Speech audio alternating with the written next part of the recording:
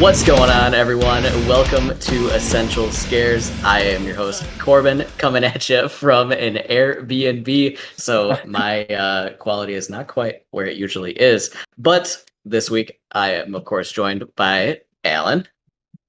Hi. You pointed the wrong direction. Bobby. Hello, That's true. hello, Well, hello. it depends. You Grant definitely put in the wrong direction. How's it going? and Tyler. Boom. For the Special first guest, time. Tyler. Yeah. The specialist. This week we have a great show coming for you. We have our second of two Clive Barker movies in a row, which was an accidental but happy coincidence. This is his directorial debut, Hellraiser. But before we get into it, Bobby has a spoiler warning for us.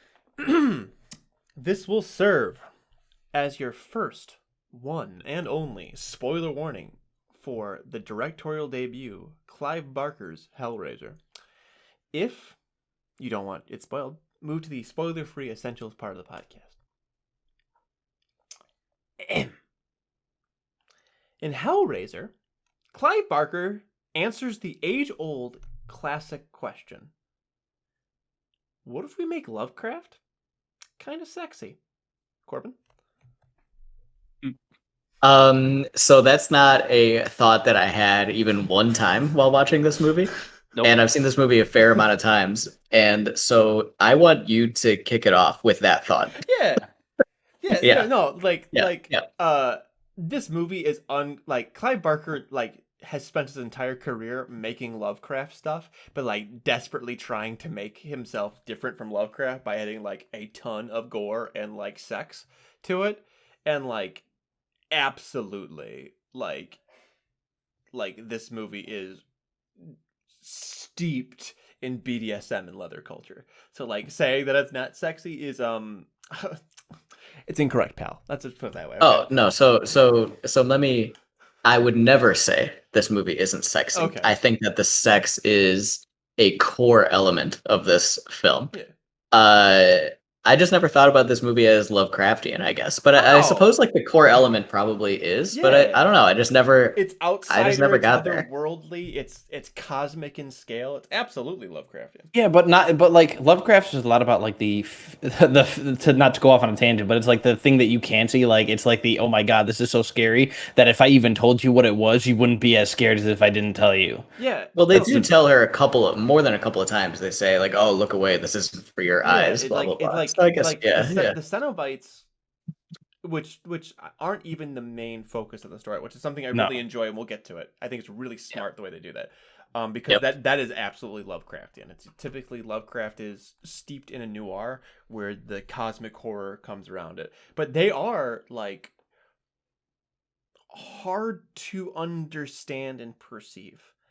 There's bits that you can see. Pinhead is something that you can make sense of, right? And with Cthulhu, the one thing that he can describe is the almost the octopus or squid-like head, right? But he says it's a close. Actually, the Call of Cthulhu poster behind me, if you can see that, it's not even in this artist rendition of it. We'll post it on the Twitter with this thing. It's by this it's a rendition through Cadaver Records.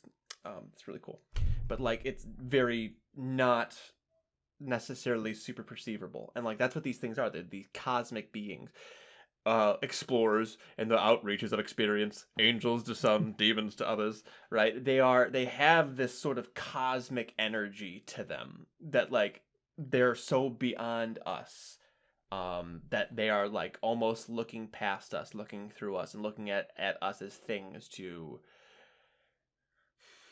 expose the great secrets of the universe, especially of pain and pleasure. So I think a big thing as well with the Cenobites, because they're so infrequent in their appearance, it makes them so much better. Yes. Every time Pinhead opens his mouth, he says something evocative and interesting. Like when she's crying and he says, "No tears. That's a waste of good suffering." That is such... Oh, no tears, please. I wrote it down too. It's a waste of good suffering. I've seen this movie too many times. It's also kind of interesting that we have back-to-back movies here with effects on voices. Sure. That are really well done, because changing voices can be done very poorly and result in just ripping you out of what you're seeing. But I think we got 2 movies with Candyman and now this, where the effects done to the voices of the Cenobites are done very, very well. Because you have this kind of big, deep, booming voice of Pinhead, and I don't know what the one with the opened up throat, I don't know what that one's Her name is. is the female Cenobite. And actually, Cool. fun fact for that. The reason why they have both of them talking in this movie is because in the original book, The Hellbound Heart, which is what this is based off of, Pinhead was feminine. And so they had the female Cenobite and Pinhead talk because Doug Bradley, the actor, is a very close friend of Clive Barker's. And like that, this was Doug Bradley's really first like on-screen movie presence. He typically was a theater actor. And so he did a lot of work with Clive on stage shows as well as like an indie film that Clive did. And so they took both of them and they combined the lines from the Pinhead Cenobite in the Hellbound Heart to kind of give that kind of neutral thing, but they only gave Pinhead a name. That's not the only. Pinhead wasn't given that name though. That name was that name was attributed to Pinhead, and also some of those lines were supposed to be given to the Chatterer. True. But the effects were too good and he couldn't talk through them. True. That's something else that this movie should be commemorated for. The practical effects. Say what you will for the special effects, very 80s. Like anytime that lightning came, I was losing my shit because it's just so 80s. Hand drawn. You know, good for them. But the actual practical effects, love that. Oh, yeah. Super into it. Every time you see something practical on the screen, like that monster we see kind of later in the film, so into it. Oh, yeah. So into every practical effect. I was like, this is great. I love every aspect of it. It felt like it set the stage for practical effects in a lot of ways. Like I was like, that was probably one of my things that I was highest on in the whole movie. And I'm like, these practical effects are being 34 years old. I feel like you can almost see like when you see practical effects in other movies that I now realize are years older than Hellraiser, it's almost like, I can see the house that Hellraiser built in horror practical effects. Like even thinking back to other like 80s slashers, and like, yeah, they're fun and they do stuff, but I'm like, I think my favorite thing about the movie is that like it's an old horror trope that like whatever you imagine is always scarier than what I can show you, right? Yeah. Clive Barker said, fuck that noise. Show don't tell. And I'm gonna show you everything in a clean, crisp like camera catch, and it's gonna be scary as fuck. Cause I know how to build my shit. I think that practical effects were like you said, the one of the biggest takeaways that I had from it. Because I mean, like, there are so many moments where you sit there and you go, okay, this is really cool. Like when Frank is coming back and he's slowly being recomposed. Like that one is such a cool scene the entire way. When he's like between feedings, you can see more of him start to come back, like the muscle and everything. That's really cool. I mean, even the bodies getting sapped of their blood is really cool because you get to see like the post-mortem, how it looks, and you're just kind of like, oh wow, that is disgusting, but like it's cool at the same time, right? And I mean, that was what I was high on. The Chatterer was my favorite Cenobite. I thought he was just really cool looking. Reminded me of Nemesis. Nobody gets loved. Nobody loves from Resident Evil. Nobody ever loved But how good is Butterball though? I love those little glasses he wears. What does he even do? He doesn't. He just vibes. Like he just vibes. A quick, just like, like at the end, like when he rips him off and he's like, I got no eyeballs. And I'm just like, I don't think that was necessary at all, but I actually loved it. It was so, that was a very 80s thing. Just like, I've been wearing these glasses all movie, and then just like, drops them down, just like spooky. Just to jump back to the special effects, if we can, real quick. Yes, because I think it's important because I know Corbin was saying it was really not vocalizing it, but visualized it. I could see it in the camera that he was not super happy about, like saying that this movie was a pioneer. Because as much as I love this movie, and we'll speak to the essentiality of it when we get to that point. Spoiler alert, I guess. But it is not necessarily a pioneer in any of these special effect techniques. It's not even a pioneer in the show don't tell gore stuff. That is very much an Italian style of filmmaking. There's a lot of in Splatterhouse. And there's a lot of Italian references in this, I think, like to the style of filmmaking, even just going down to one of the ways that I noticed it primarily was the color of blood that they used. Yeah. Was very giallo, And very much so. Yeah, I was gonna say very Dario Argento, things like that. Yeah, absolutely. So the question, but I do want to say to your guys' points is I would argue that this movie kind of brought gore, and especially that Italian version of horror and gore, to an American audience in a way that was much more digestible. that was basically going to be the question I was going to ask. Was this kind of the intro for a good chunk of people to be like, oh, this is also out there? I think part of it is that it was one of the first big hits with this sort of gore, because it's not the goriest movie of the 80s. It's not the most realistic of effects of the 80s, right? But it was one of the movies that was hit really hard by the MPAA for the gore that it showed. Yes. This movie was cut a lot, and I remembered it being much more visceral than it actually is. And, not that I've ever seen a longer version of it because it doesn't exist, but, your memory kind of fills in, right? What you think it's going to look like. And a lot of the gory shots in the movie are cut away very, very quick. You see it for like a half a second and then it's over, it's gone, right?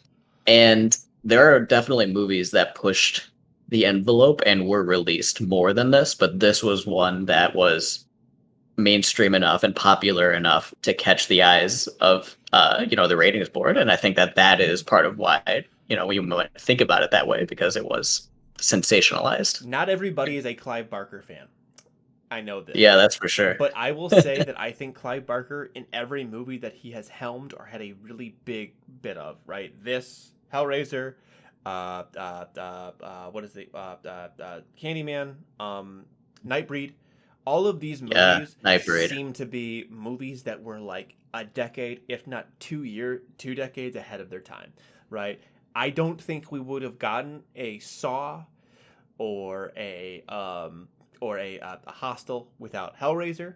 I don't think we would have gotten a Stranger Things without a Nightbreed. I don't think we would have gotten I agree with all of that. Like, and I don't think we would have gotten any of Jordan Peele's flicks in the way that we got them. Without Candyman. Without Candyman, exposed to this large of an audience without them. I just don't. I don't think that. I mean, I feel like that could be where like the amount of experience differs between like opinions about the movie, because like sitting there with like Candyman, it was just like, wow, this movie's ahead of its time because of the social issues it brings up. But like, I mean, with this movie, I never really like watching it, digesting it. I never sat there like, this is a movie ahead of its time. I sat there and like kind of knowing of the other movies that came out in like this era, I'm just like, yeah, the special effects aren't even good for like movies of this era. And it's just kind of. I mean, I would definitely disagree with that.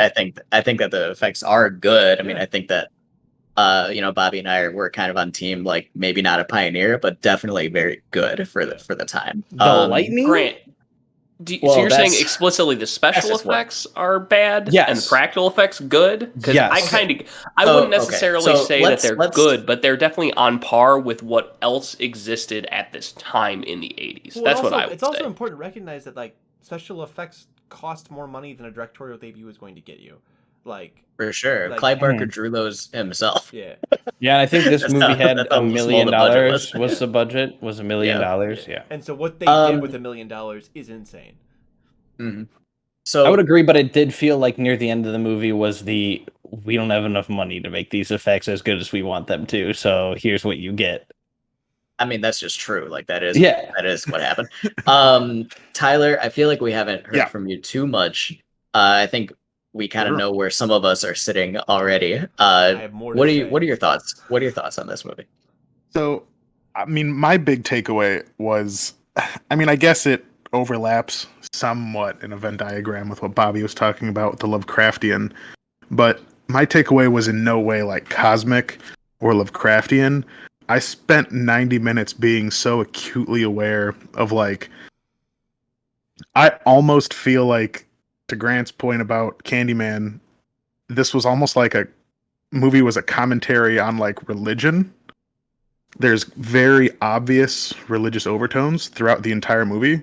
Like, there's little Jesus figurines everywhere. There's the way I took the movie, like, as its like overall like macro take was that like it's almost like this weird like social commentary on like, yeah, like what goes on, like what evil goes on in a house of God. Like, this is a house where like, oh, this is a model family. There's this guy, his husband and his wife, and they live in this nice house on this nice block, and there's Jesus figurines everywhere, and yet there's murder, sex, and all of these like deadly sins running rampant behind the scenes. And like, she's hiding it and trying to play the model wife and just like, oh, like, yes, honey, and like all the while like all this evil going on. Like, and that's why I liked when the Cenobites did finally like show up in a meaningful way, the angels and demons line. And then like you were talking about them kind of being like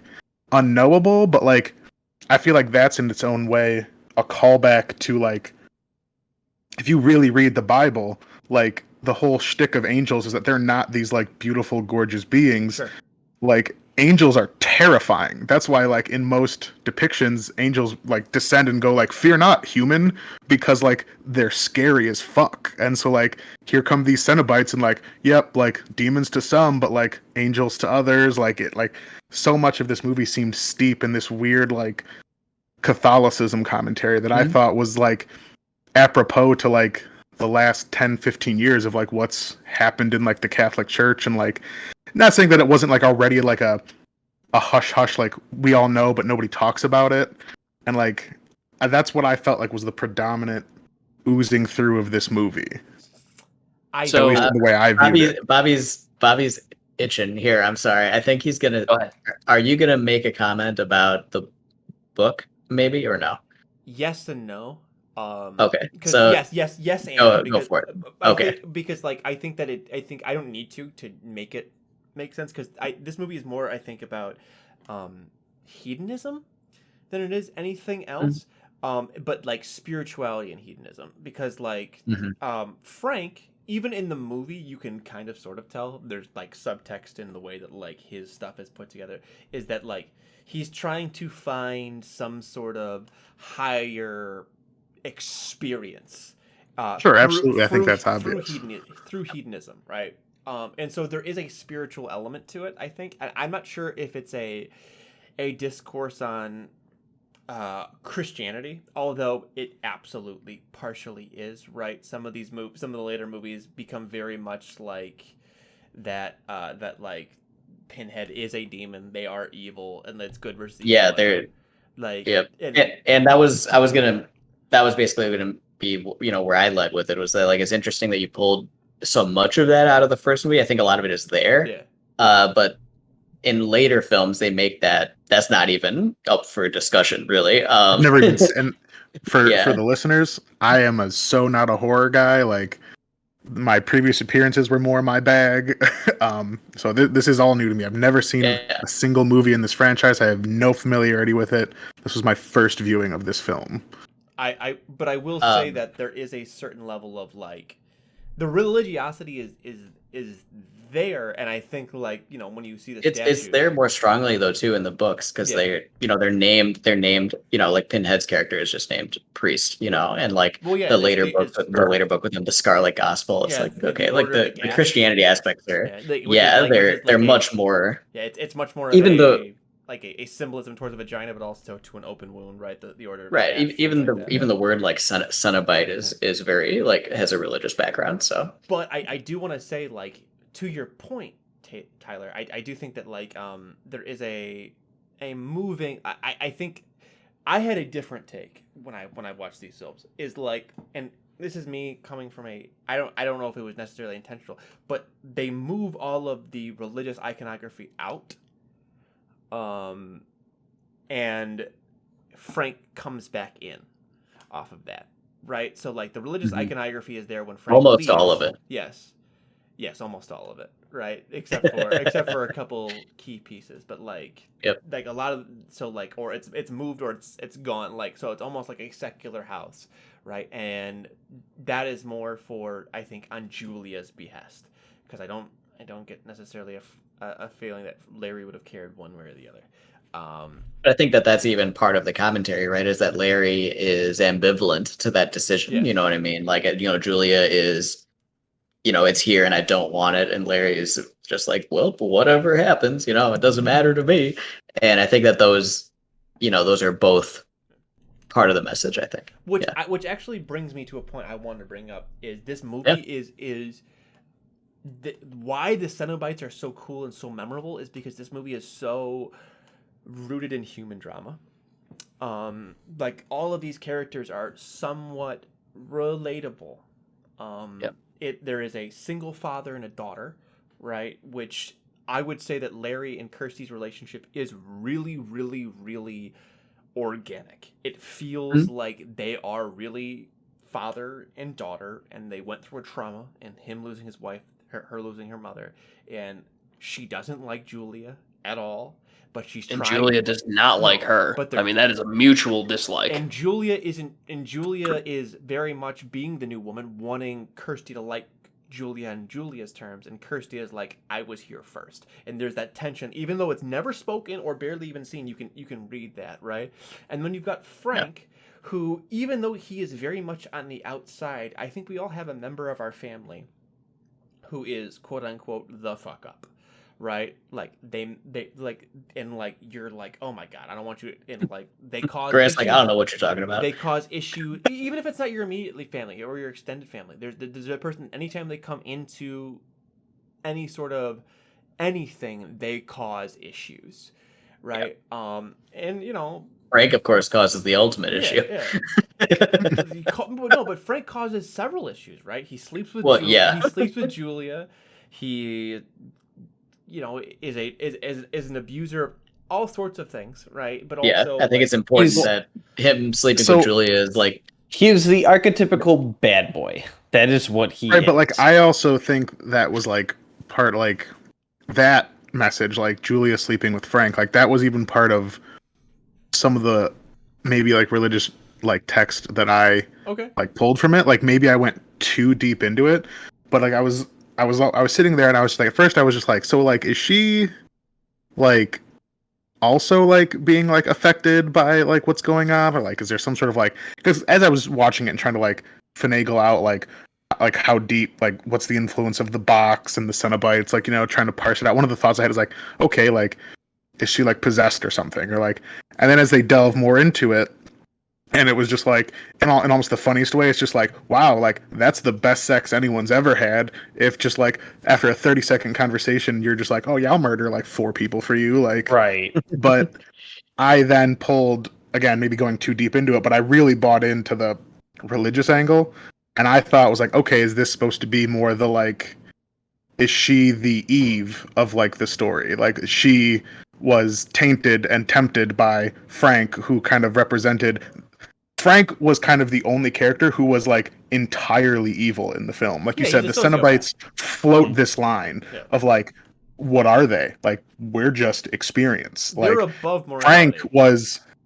Frank was inherently evil. And if he's the first evil we see in the movie, and then he taints Julia, who's the first woman we see in the movie. So it's like, is that some weird like Eden type like reference again? I really bought into that. That's what I could be completely off base, but like it all felt like it pulled strands from Christianity, which is why I specifically like. I mean, it's there. Used it. It's there, right? There's exactly. There's Cain and Abel when it comes to Frank and Larry. There's all sorts of stuff. Yes. Right? But like I think like again, I stick with the Lovecraft angle because I think there's a lot of it there, right? There's these really subtle stuff that I think is either so subtextual that maybe, but it's clearly there. But then there's like some of these really obvious metaphors, like Frank has a fucking phoenix tattoo on his back, right?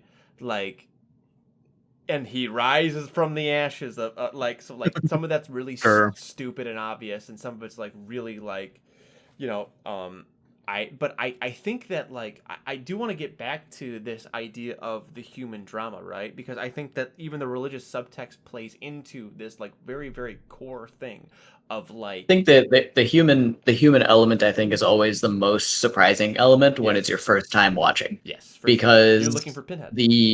You're looking for Pinhead. The cultural like consciousness of this movie, the knowledge that you gain just from associating yourself with the internet or the community, whatever, is very much the Cenobites. Like you probably there's a chance that if you yeah. No, sorry. Like I was basically just like +1 on that thought. Like I mentioned, like first time viewing this movie, like I know who the character Pinhead is. I wasn't aware like what his context was, who he is, or like how he played into the story. But like, I've been on the internet. I don't live under a rock. You know what he looks like. You know, right? I've seen photos of him. Like, and then like even like pulling it up on like the streaming app, like you pull it up and the splash screen on the back is just Pinhead holding the box, and I'm like, all right, like as somebody who's seen like other '80s horror films with like iconic characters, your Jasons, your Freddys, like your Michael Myers, like I kind of assumed this is the antagonist of this movie, right? And so like I'm 50 minutes. I saw the runtime was 90 minutes. He's there right in the beginning when he recloses the box, and then I was like, okay, like all right, they ripped this guy apart, and now it's going to be about like what he does after this. And then I was like 50 minutes in, I'm like, this is clearly got almost nothing to do with this guy. Like he's the overhang, like above the movie. Like he's the unseen presence, like the whole movie. Like he clearly, like the Cenobites as a whole influence. But like then the fact that like he's barely even their leader, like you said, like he has the most spoken lines. But if anything, it seemed like he shared power with the female one, and it was just like so. When the movie finished, I'm like, this guy's on the screen for like 6 to 10 minutes, maybe, and like I was so like thrown by that. Like I had no idea. That's the genius of this movie. I think that I felt like that opening scene with Frank was definitely just like a hey, this is the main antagonist, and then it was going to go into more of like the affairs of the Cenobites, and then it wasn't. And like I was like, okay, like I'm okay with this. Let's see the direction it goes. But then the movie feels repetitive to me. Can I fight that? I think. Can I finish what I wanted to say? Possibly. Okay.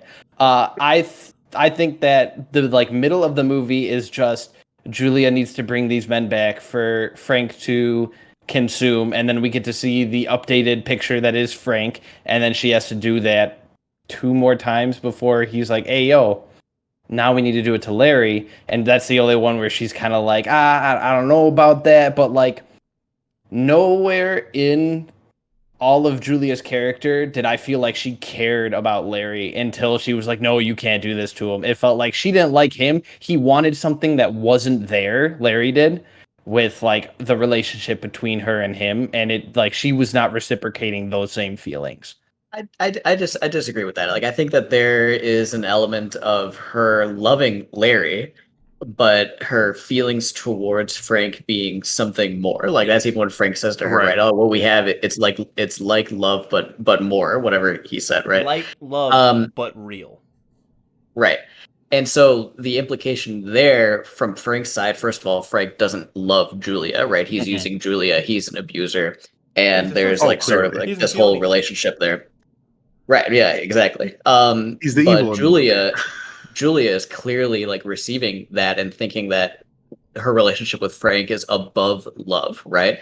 And so she feels like she has this regular love relationship with Larry, but it's just not good enough. And I think that is pretty obvious. I mean, I think that her relationship with Larry is generally real. I mean, she does seem to care for him. She seems like, okay, are they having a rocky moment? Yes, but Larry also says, oh, she's always like this when this happens. Like there's implications there that they've moved or that other things have happened before, and she gets in kind of a mood or whatever for a little bit, and then they're fine. And like I think that they build them up as having a average marriage. I would actually argue with that, and I want to take down 2 points. I would say that I think you're right that there is very clearly a relationship there, but it's a relationship that's ending. Like she very clearly cares about him because She loved him once, but she doesn't anymore. Like the relationship is starting to fizzle out. I would agree. But that's different than she doesn't care about him at all. She doesn't want him to die. Yeah, I definitely don't think she doesn't care about him. That's why she goes after strangers. That's why she doesn't like fuck any of the guys that she's going to kill. Like because she doesn't want to cheat on Larry unless it's with Frank. And so like there's a love. And she definitely doesn't want to cheat on Frank. Yes. And so there's a certain level of like. Because even with her and Kirsty, there's this strained, why can't you just like me coming from the both sides of them, right? Where, like, and you're only gonna want that. Like, she would only want that if she had feelings for Larry, even if they were past feelings. Like, if that feeling was never there, she would never care about having the relationship with Kirsty. But she does. Well, and I never got that inkling from Julia either that she wanted. Really? That Julia wanted Kirsty to like her. I never that never hit me. It looked like she was just like, well, she's gonna be around, and that was it. There was no like, I really want her to like me. It was just, I guess I have to live with this. I don't see. There's a scene that's really important early on where like she's already discovered Frank, I think, and they're in the. She just comes out of the attic, she's remembering Frank. She's remembering the affair, and Kirsty has the water blow She up finds on the her. picture. She finds the picture. She has the water blow up on her, and like Kirsty comes in, and they have this tense like, hi, where's the sink? And there's this very much like, Kirsty's upset because Julia isn't paying enough attention, but Julia is, from my taking of the acting and the writing of the scene, is very much she's trying her best. I agree. She never feels antagonistic towards Kirsty. Like, I think there's tension there, but not like, I don't care about you at all. Like I said, it reminds me, and again, it reminds me, and I think every single one of us has this feeling at one point or another. It reminds me of when a relationship is ending. Maybe not a marriage, but like a boyfriend-girlfriend relationship, right? Like where you're dating somebody, you might have been dating them for a while, and one of you can feel like it's on the outs. Larry, you can tell he's trying his best to keep it working. You can tell that Kirsty is pulling away. It doesn't mean she doesn't love him or maybe she doesn't love him anymore, but she doesn't mean she doesn't care. And so all of her decisions make sense. No, don't kill him. Like he's a good person. I just don't love him anymore. We can find somebody else. We can do it a different way. Like there's I think and then it gets to a point where they can't anymore. And she gets manipulated into being a part of that. I do want to touch. This might be like going way back to the beginning. I do want to touch on that. I do think before we switch topics, I think Alan has something he wants to say about the human side, and then we'll move on. So my thing is, I don't know how much. Kirsty almost seems in a trance-like state the moment she's with Frank in any capacity. Julia, you mean? Sorry, yes, Julia. Yes. Anytime she's remembering Frank, she's talking to Frank, like she's explicitly drawn to this man for whatever reason. He's a garbage person, but she's drawn to him. And it makes me question everything about her character, because effectively the beginning of her, she has sex with Frank and cheats on her at that, I would assume, boyfriend, because it's right before they get married, right? That's kind of the whole implication. It was right after. There. Was it right after or right before? It's kind of... It's me. I'm Frank. I'm brother Frank. I'm here for the wedding. It's fiance at that point. It's right. Yes. It's right. I thought he said, "Don't you remember me from the wedding?" No, I'm here for the wedding. Either way, it's either very My- close to like they're clearly to be wed or recently wed. Yeah. My point is, her motives basically come into question from the very beginning of their marriage. So, the idea of her ever really loving Larry, to me, is suspect at best. Because if you're willing to engage in this from the onset, like, where's... I don't know. I just don't necessarily... I think it felt more complicated. Yeah, I think so too. Than that to me. I don't know. I think that you see that in real life all the time, and I'm not saying that it's right, but I think that you frequently hear about stories where somebody was in a relationship like that, and from the beginning, or where like somebody like Frank, like, oh, like they're such a bad person, how they get away with it. It's like they just have this sociopathic magnetism that like gets people to do the whatever. Serial killers and cult leaders do it all the time. I think there's clues to it too, because one, trying to reference the time period, the 80s. At this point, like in the 80s, these people are in their 40s, meaning probably right, like probably 40s, like so meaning probably born in the 50s, because Christie's already something like that. Like 20s, yeah. So like these are people born in a generation of like, sometimes it wasn't about love, it was about doing things the right way and how you were perceived by the community. And like I feel like you see that a lot in the older generation. And like it's not that she didn't not love Larry. I think she very much did, but I think as it's shown throughout the film, like it's almost like in that platonic way, where also like I think there's clues to it in the sense that like, one, she's able to just go out in the middle of the day and find these random bachelors, meaning she's not working, meaning Larry's probably the model husband of what was supposed to be a husband in that time. He went to work, he provided, she stayed at home, she was a housewife. And then like, so like it feels like that was a relationship of imagery and like, okay, yes, like I love Larry. He's everything that a husband is supposed to be in that film. Like he's doing all the things that, again, in a typical Christian marriage, that was how it was. That was the picturesque and picture perfect, like white picket fence family. For sure.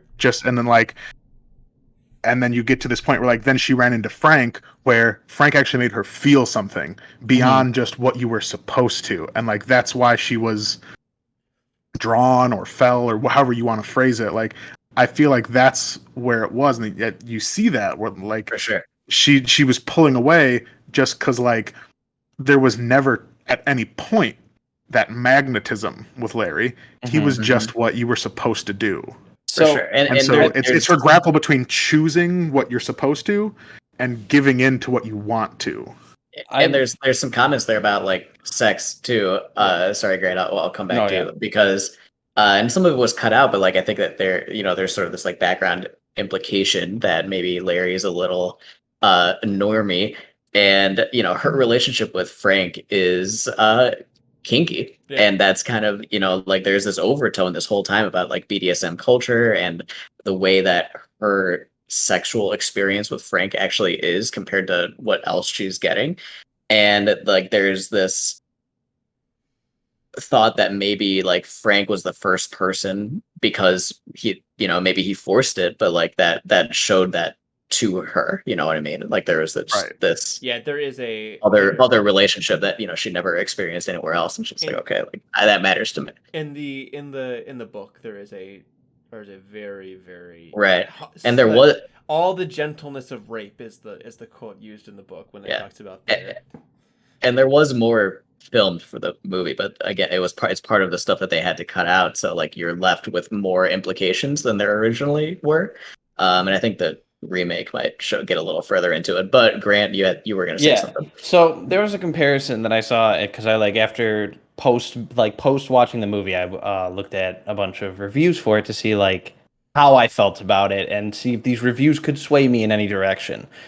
They didn't, but one of the things that I thought was accurate was the portrayal of the house through the eyes of Larry and through the eyes of Julia is a lot like their relationship is. And from what I mean about that is that she sees everything that's wrong with it, right? She's like, why are we going to live here? Everything is shitty, right?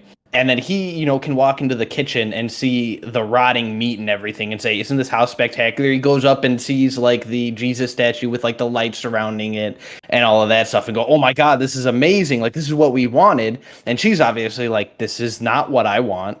And he's just like, come on, we can live here. And I mean, one of the only reasons she does is because Frank shows up. And she's like, okay, I guess maybe living here isn't going to be too bad. Because of this promise of Frank being revitalized and them living out happily ever after and her ditching Larry. So, like, maybe she didn't want to kill him, but, like, it felt like even the scenery was kind of capturing what their relationship was about.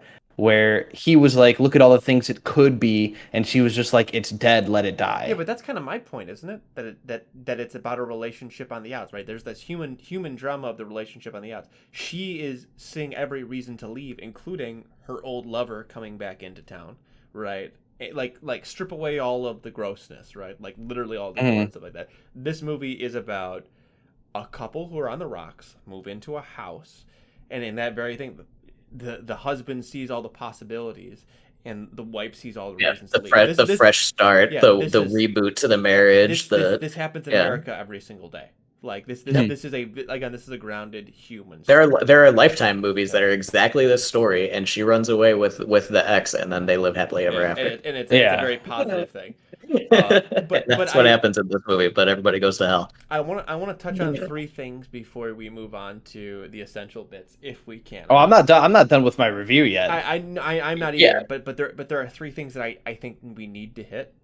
I want to touch on the beginning because I think it is the beginning is really important because it sets a stage, and we only kind of like dabbled into it, and I think we need to go deeper into it. I want to touch on Kirsty, and very briefly, because this time I did notice it, and I think it's actually really important. I do want to touch on the score, because I think the score is actually There's one moment in particular that I think the score is very important. It changes the way that you view this movie, because this movie can be very easily viewed in one way, but I think the way that the score is done throughout the entirety of the film, you might think there's only one moment, but I think I think that there was one moment. It's near the beginning where I was like, oh, okay, this is how they're using the music, and then it continued on. But let's start with the beginning. I think what did we think about the beginning? I'll go last because I'm the one forcing these topics to show up. But... Sure. How about Alan? You go first because you've been quiet. So I was really into it just because seeing these.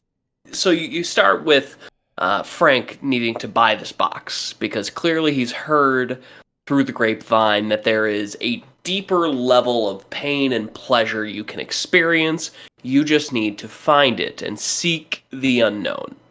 And he finds that out in Morocco.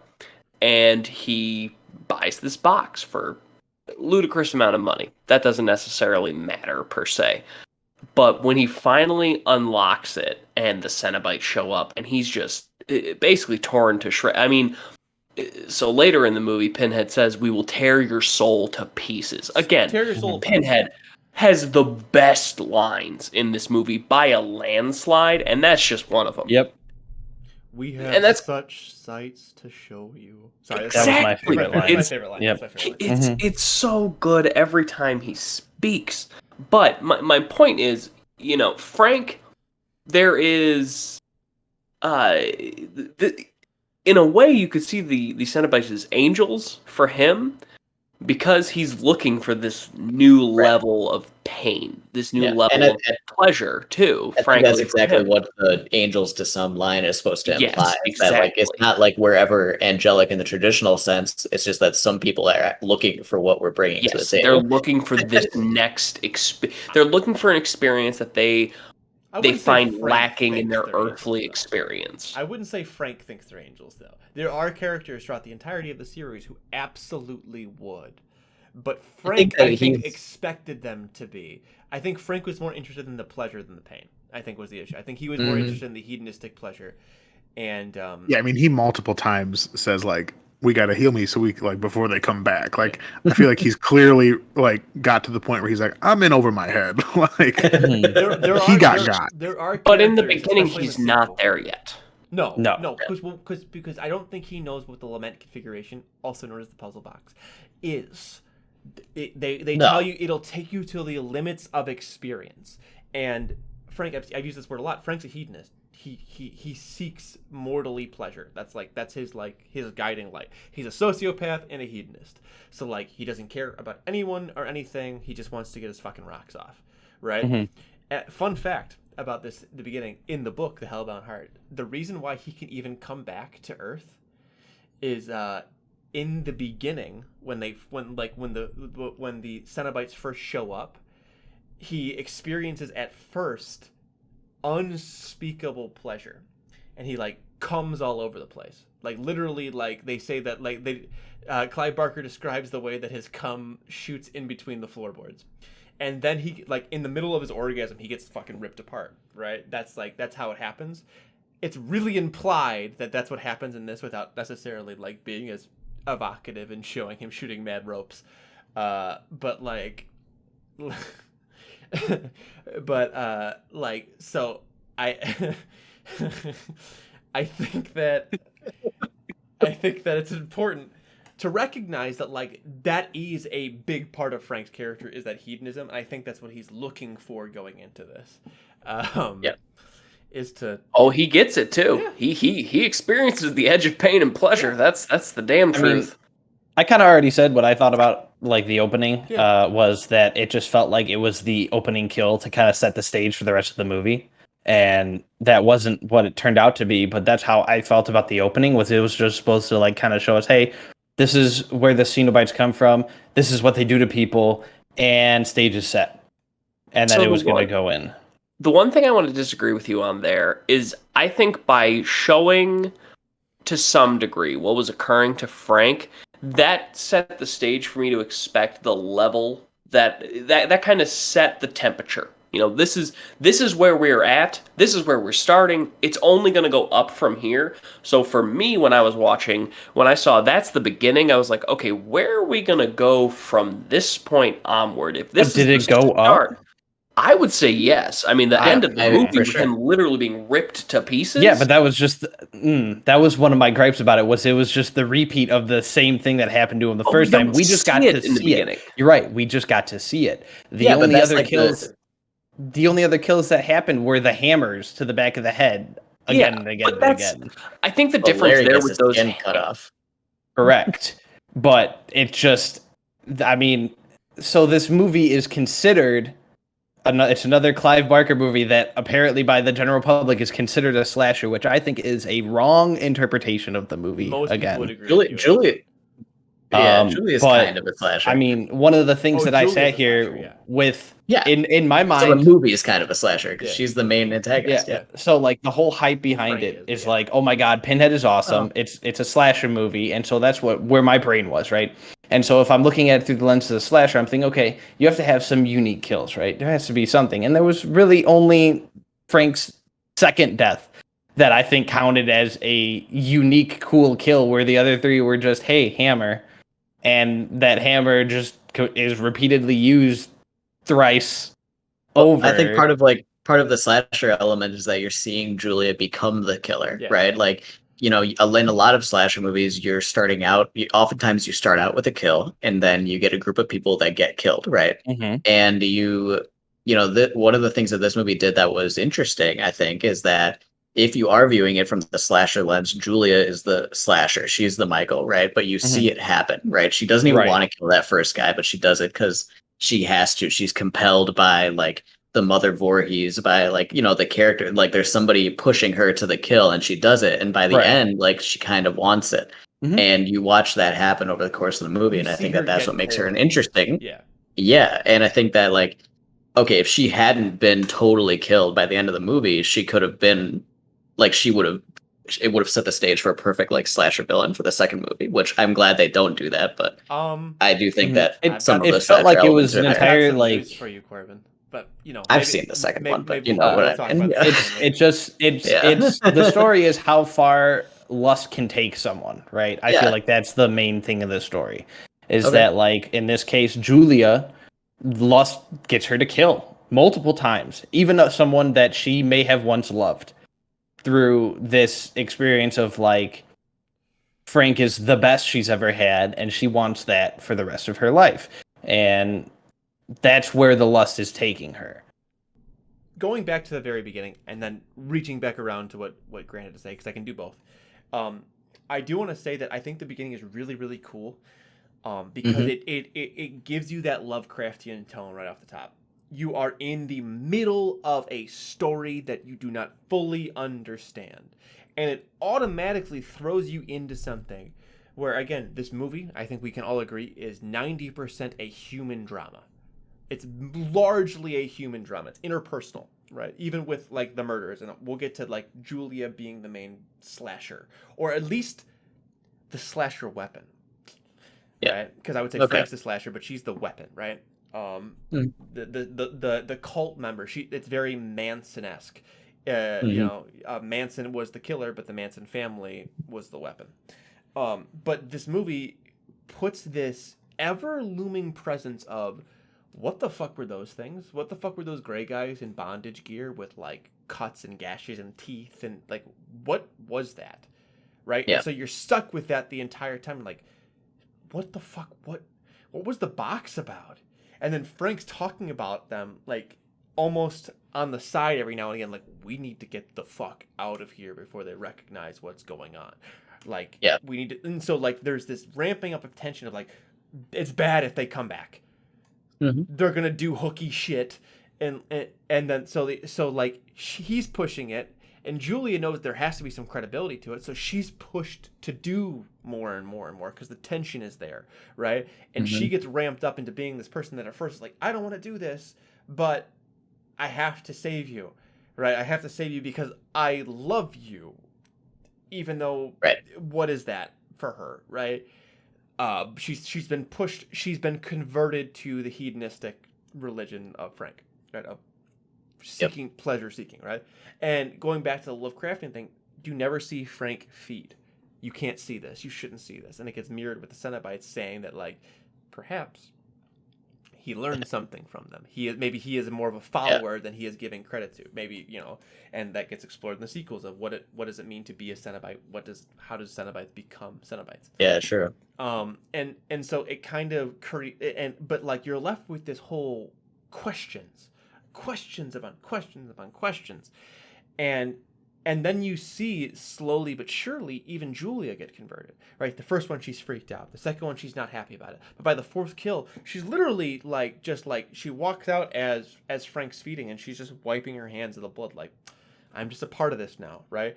And she doesn't want him to kill Larry, but as soon as Kirsty finds out, she's like, oh, we got to do it now, right? And so it's like every time the stakes get raised, she is her evil raises to match the stakes. She's more and more willing to do it, which is again is very cult-like and very much like that master manipulator thing. Which is why I argue, right, that Julia is not the slasher villain, but she is the weapon. The hammer is just, I think, a unique weapon because they all needed one, right? Julia has the potential to become the slasher. Again, maybe it's explored in the sequels. Who knows? But there is or at least one of the sequels. But there is a certain something to it of like this ramping up, this rising tension. And I think it starts by showing the release of the tension right off the top. It's almost like you don't even get a chance to feel tense before you're feeling tense again. If that makes any sense. Like, you see it really quickly, definitely. and it's like, oh no, now you're seeing the next person who gets the box. Oh shit, we know what happens. This is bad. There's no way this is ever going to end good for anybody here. And I think it's a really, really good way of starting a movie in a way that is it's very, very much the formula of like a slasher or any sort of horror movie to show what happens to the person who does XY bad thing. But I think exactly. I mean, it's the same kind of way that they like. I don't want to make this comparison because I think the movies are very different in quality, but I'm going to do it because I watched it recently.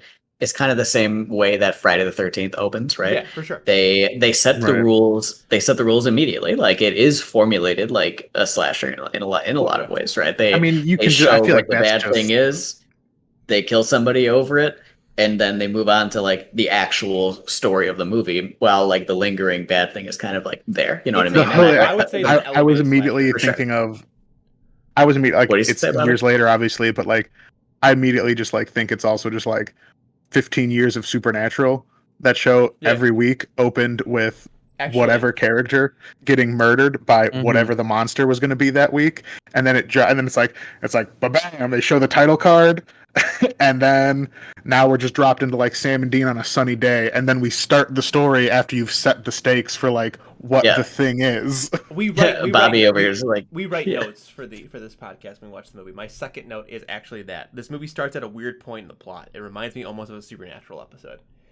Yeah, I 100%. agree completely. But I also like which is the really cool. I think it's a really smart thing to do. My thoughts on the beginning are almost like I don't even know how to like put them in a framework, because my thoughts in the beginning were I felt like that right off the bat, like okay, like this is just every like horror, like set the stage. Here's a guy.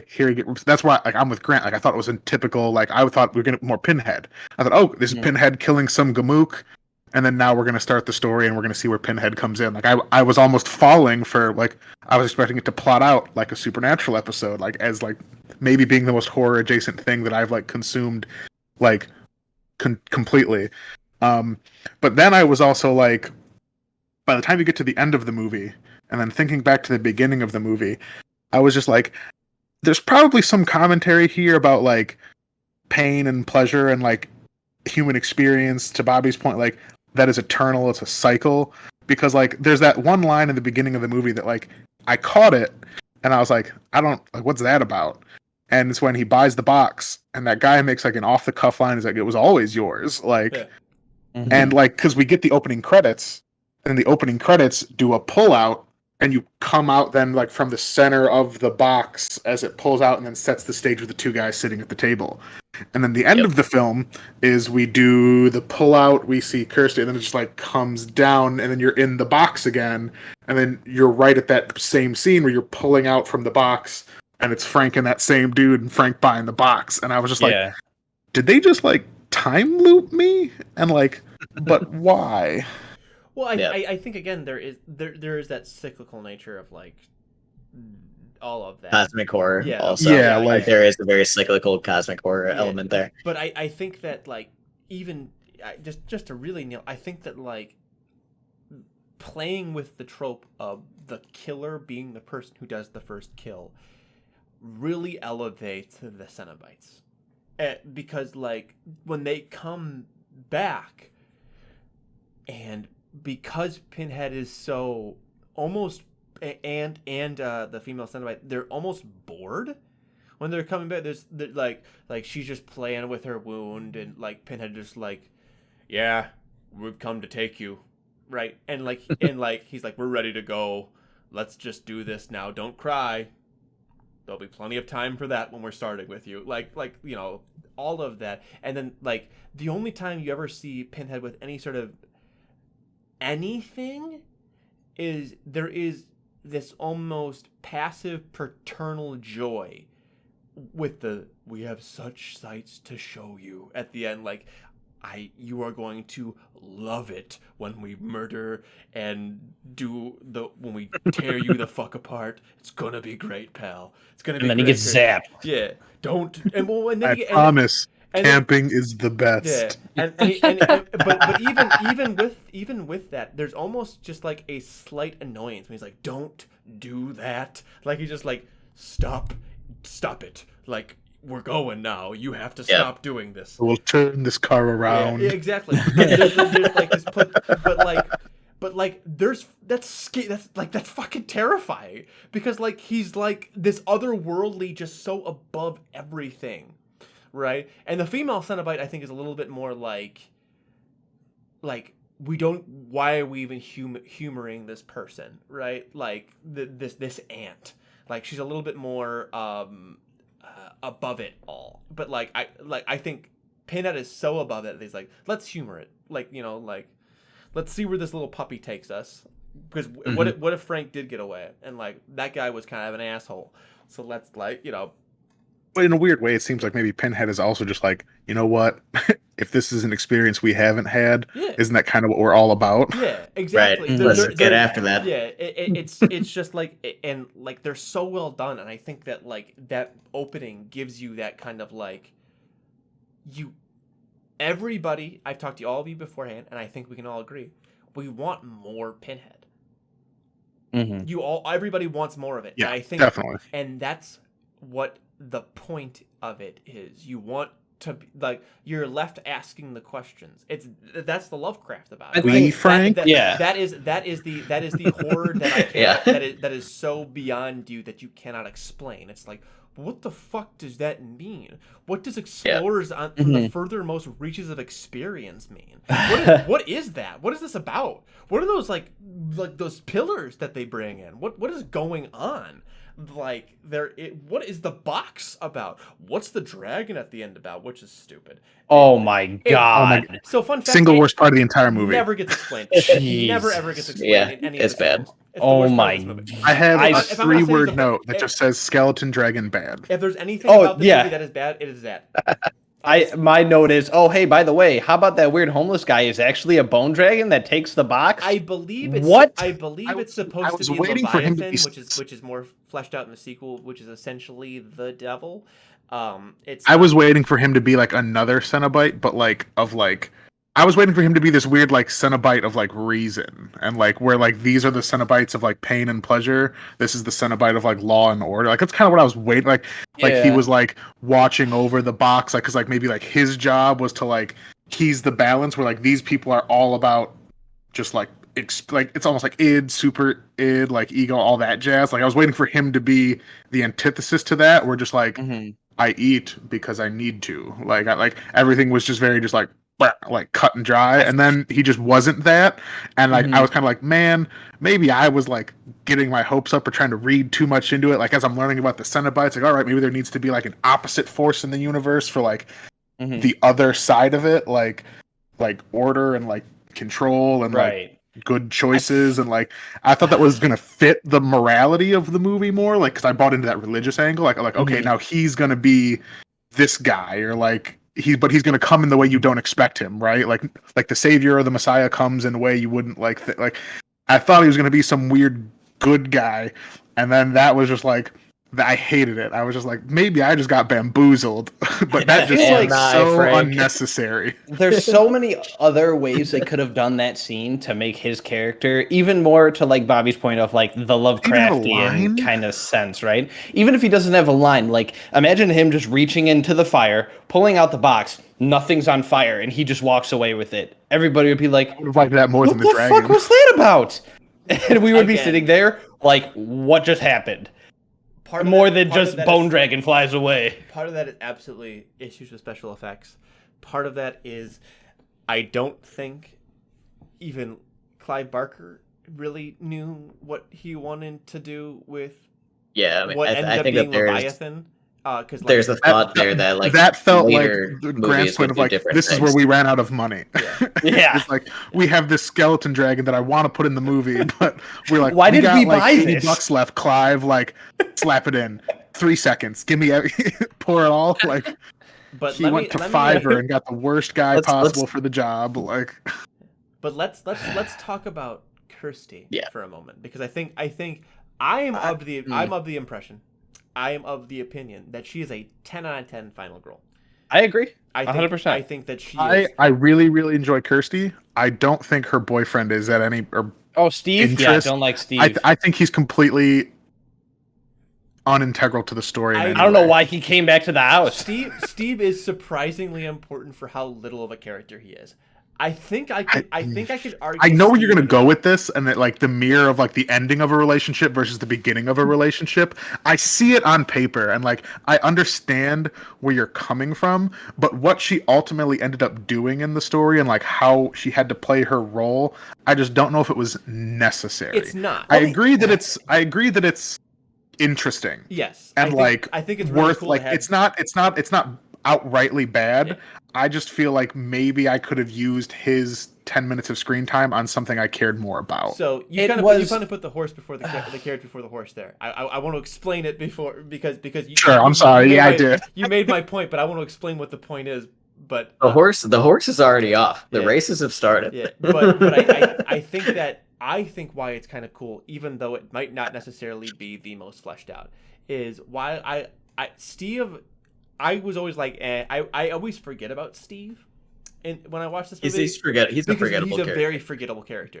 Yeah. I also thought he was going to be way more rapey than he ended up being. Despite having 100%. Despite having like a really sick ass shirt, and there were plenty of other rapey characters, so Steve did not need to be. Well, at dinner when he was like trying to liquor her up, and I'm like, man, another weird hedonistic rapist, and then he ended up being kind of weirdly wholesome, and I'm like, I did not get that at first. I had all money on him being a straight sleazebag. No, yeah, he's a like that's the idea. Is like I think it's like you said, the ending of a relationship versus the beginning of a relationship. He's essentially a stranger to not only Kirsty but the audience, but you end up kind of liking him by the end of it. Like, I think it's almost threat. important. It's almost important that there's no reason to dislike Steve. Like yeah, I don't think anybody's coming out of this movie going like, oh, Steve, I love that guy. He was a great guy. But you know, to put emphasis, I guess, on the beginning of the relationship, it is like, yeah, like I don't really know Steve, but he's cool. Like I don't dislike him. Like I wouldn't mind seeing him again. Like, you know, there's yeah. I got an interesting question to ask. I can defend myself if I need to. Did you feel like this movie had a little bit of like sexism in it? Oh, overtly. I mean, at the very beginning when they're moving the mattress, I guess I'll get that beer. I have written down that why I don't get it has not aged well, because it hasn't. Right. Like, oof. I don't. I love that the moving guys even asked for a beer. Yeah. Like they were being paid. I don't think that is meant that way. I took it very differently. Of like, I am legitimately in the middle of moving a mattress, and she's just standing there. Yeah, that's how I did too. I mean, I think that there are moments. Yes, there's of moments of very sexism, but I think that was more about the type of character Julia is, and less about like the message of the movie. Yeah, it doesn't pass the Bechdel test, so it's not a feminist movie. The points that I saw that kind of made me think, okay, this movie has like the sexism themes is the whole. I mean, one, Julia isn't working is made obvious, and Larry is like the breadwinner because there is no other bread to get. He cuts his arm on the nail, and then he's just like, "Hey, fix me," kind of like haphazardly, and by that, you know, she means, you know, oh, hey, what's wrong with this? I don't know. It's just blood, right? There were other points. I mean, Frank always, and like with Bobby's argument about how Julia is the weapon, Frank is using her as an object, not as like she is a possession of him. That's what he thinks of her, right? That's the main sex. I definitely think that there is, you know, Frank of course is a sexist, right? And Julia is of course an object to him, but I never like those moments between Larry and Julia, like I didn't see that. Like okay, like not in the way that you saw it, I guess. You know, I mean, I think that there's I don't know. I feel like there were moments there. I would disagree. Larry is great 90% of the film. There's one scene where Larry sucks, and it is the scene where Julia is saying, "No, I don't want to have sex with you," to save his life. Yes, and then he gets mad about it. And he gets all pissed off. That is problematic for sure. That is like that would be like the one major. I just don't get you, Julia. Why do you change your mind, right? And the weird thing is they make that sympathetic, but they make the first time somebody does that very clearly like that dude deserves what's coming to him because he would rape her if he got the chance. Like the first kill, and I think that's important for the first kill because the bad parts about this movie. The way that first character, the first victim, acts with Julia is important because it makes you sympathetic even just for a moment towards Julia. So when she kills that guy, you're like, aha, even though of course, you know, it's part of like the evil grand master plan. Because I mean, the one that the thing I kind of wanted to touch on was the fact that I feel like there was even a moment where there was like a little bit of sexism between Steve and Kirsty, and where I'm going to say this is like when he comes back into the house when everything is going on, right? Shit hits the fan. She's trying to send the Cenobites back where they come from. He walks in, and like she's trying to like get to the box and do what she needs to do. And there's a moment where he even tries to take it, and she like kind of like smacks his hand away and says no. And to me, it felt like it was the whole leave this to me. I got this. You can't do this. I'm the man. You're the woman. I don't think that's sexist. Yeah, like I think that that's empowering for Kirsty because she's like no, I think it was empowering. Yes, but I think that his action. I don't think so. Okay. I don't think so at all. Are you saying like if you went into that house and there was an evil box, like you wouldn't at least like reach for it to try and make a stop? Like she's reaching for it, you're reaching for it. Like you wouldn't even try. I just met Kirsty. I would just get out. Okay, so because this movie. That's a different problem. Yeah, this movie takes place under an kind of like the time frame is loose. Right, you don't know how. Yeah, you don't know how long they it's could have been been together for a couple weeks. They could have been for a couple months, but they clearly like each other, and they're clearly in a dating relationship, right? Yeah, they're exclusive. Is it yeah, possibly, yeah, probably, right? Is it sexist? Probably. Is that moment sexist? Yes, but again, it speaks to the human drama of it. Of like that is a really real moment between those two people, and honestly, Steve and Kirsty being a really good actress, and Steve being right? Like that was a really cool moment captured on film between them. Being like, no, shut the fuck up, I got it. Like versus like, please, we gotta fucking the thing. Like it's no, I think it was very empowering for Kirsty, and I think that made her the 10 out of 10 final girl that you like that we agree that she is. Kirsty is she's a badass. Well, she's not even a badass. She's just human. Like there are final girls in a lot of these movies that like there are caricatures, right?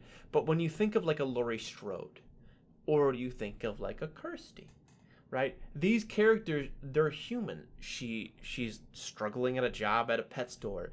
She's a woman of the 80s who like, yeah, I'll fuck a guy, whatever. Like again, like which like we're in 2021. We're like, yeah, fucking fuck whoever you want, straight up, live your life.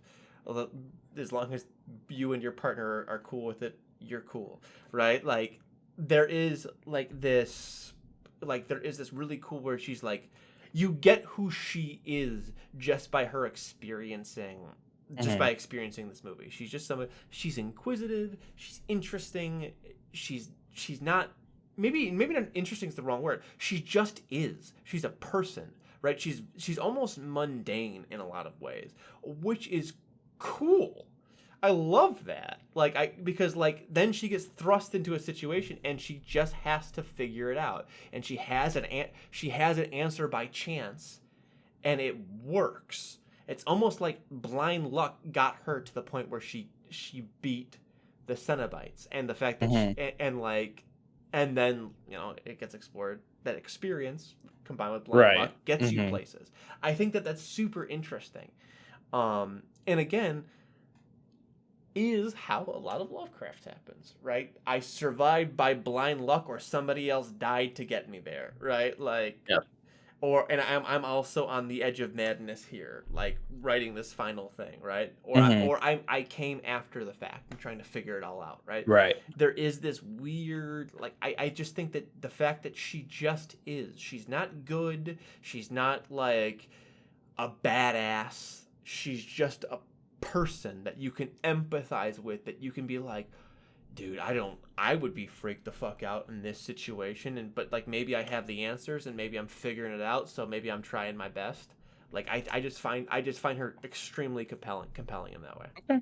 Yeah. In every way, she is a character that the audience can relate to her in her situation in so many different ways. For sure. Obviously, none of us have found a box and, oh no, there are now these demon angel beings that are in this hospital with me. Well, that you know. But we've all been in situations where you're desperately trying to get out of something. And that's effectively what's occurring there, because they're saying, hey, we're going to rip you to pieces. You're going to love it. We're going to love it. It's a grand old time. And she's like, wait, I have the answer on how to get out of here.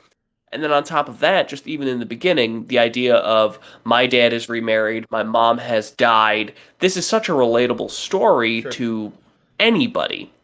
She is that audience stand-in kind of relatable character, which you kind of have to walk a tightrope if you're going to try to make a character like that, because it's so easy to be overwhelmingly tropey, overwhelmingly just outright dumb. You're like, oh yeah, of course you're like this. And at no point did I have that experience with Chris. Christy is easily the most enjoyable character throughout the entire movie, where you're just like, I want Christy to do good. I like hope Larry she a lot gets in the through. movie. Larry's to me very milquetoast. He's just there yeah, bland. doing Larry things. Which is fine. I think his character serves a purpose in that way to kind of go along with what you said with a dying relationship. Because you don't really have a dying relationship with like a bombastic, interesting character per se. You know, I don't know that to me that would be so anti what I would expect. Like I wouldn't expect that if Larry is this like bombastic, crazy, kind of interesting individual, and the relationship's dying. That would just be very clashing to me. It's a clash of personalities versus like, because that would be like if they were too widely like toxic to one another based on their personalities, it'd be something different. But the fact that's an avenue you can go down. But that was definitely she's bored and he's boring. I agree. Yes, yeah. So I think Christy just really does the audience stand-in character better than average, I would say. Because if that's a very common character in just about any movie, video game, piece of media insert here. And if you write that character poorly, it's almost like the rest of what you're trying to say is going to kind of get lost in the ether much more easily because you don't have the good writing around that really important central character. Yep. I'm ready to rank this movie. You're ready to rank I want to hear what Grant's ranking is Okay. first. Real quickly, All right, I do want to touch on one last thing, and it might just be me and Corbin for like 2 minutes. Bring it. Is it the music? It's the music.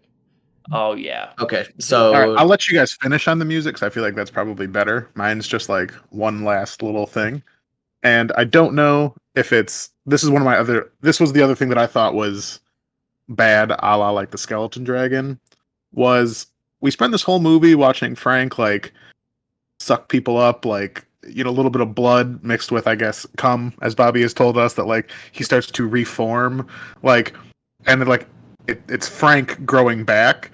I really, really did. It ended up not being a huge matter to like the final message of the movie, but I didn't like the swerve that then at the very end, instead of sucking up Larry and coming back as Frank, I didn't like him having Larry's face all of a sudden. I was like, nothing else about his regeneration has pointed to the fact that then he would steal the face of the last guy. I thought that was just like, this seems more like an issue of like scheduling, and they had that guy for the whole filming and the first guy. Because like Frank was just in that opening scene, right? Because the guy who plays like Skeleton Man is a different dude. If I read the credits correctly. It's the same actor.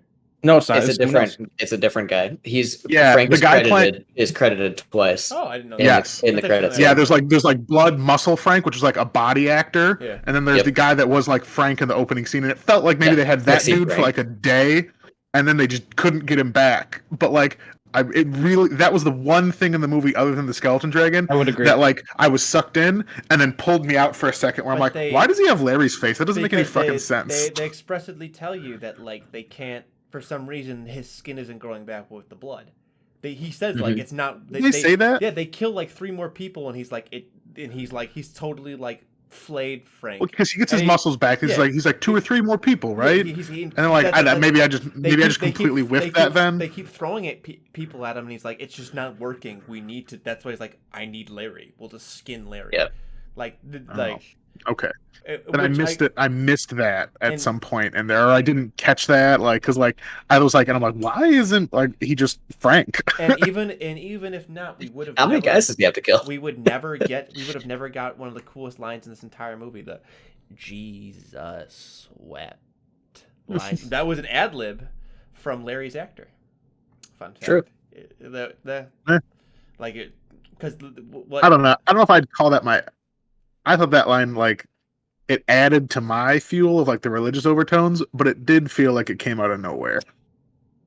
I agree. I like it a lot. I like the line, but it's fun, a little. But it's I a little don't feel like feeling. Yes, I felt like it was kind of on the train of thought, and then it was kind of like, okay, like it's an ad lib line. I like where it goes, but you telling me it's an ad lib, just like I'm like, okay, yeah, of course it was, because it doesn't feel like something a writer would write. It plays into Frank's line. It plays into Frank's character a lot. Frank's character being like this sociopath who thinks he's doing everything right, and now he's being martyred for the sin of trying to come back into this world. So like this final fuck you, like Jesus wept. Which is what he was supposed to say. Yeah. Which I think is like, it's almost like this, like, you know, like he considers himself the Jesus Christ of hedonism. So like as he's literally held up on the cross of hooks, Jesus wept, right? I think it's fun. I think it works. But the music, you got a better argument music. for it than I feel like it feels like in the movie. Like in the moment, sometimes you gotta force it. Sometimes you gotta force it. The way it makes me feel hearing it and seeing it was everyone here's bias except for me. I only have the right opinion. That sounds like one of two correct options for the other one. So the music. The other one. So the music. Propaganda.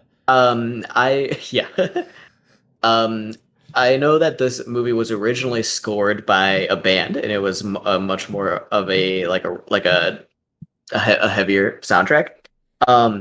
I actually really like that this has a fantastical score, and I think the moment that really hits me is when Frank is coming back, and the music feels like something you would get out of like an 80s fantasy movie. Mm-hmm.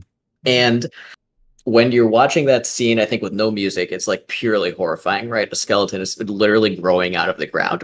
Yep.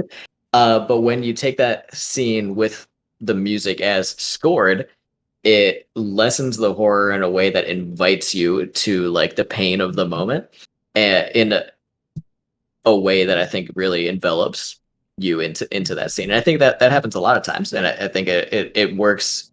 It's a contrast, right? Like it's a pain and pleasure thing where like the music is very like uplifting and like pleasurable sounding, but then of course the scenes are usually gory and violent and terrible. It's weirdly like darkly romantic. It reminds you like a Tim Burton movie or like a noir, right? Where like there's a lot of like I can see that. There's a lot of dark subject matter happening, but like it's not like, say, like I rag on these movies a lot, but like a James Wan Conjuring or even an Insidious where they find a piano that's been sitting in a back alley for 17 years and they just fucking just go bing bong, like they're almost forcing it with the soundtrack to be like you know what I mean? Like it's very much like it's big. It's like, but it's like the thing I think of a lot is like the 90s Batman cartoon.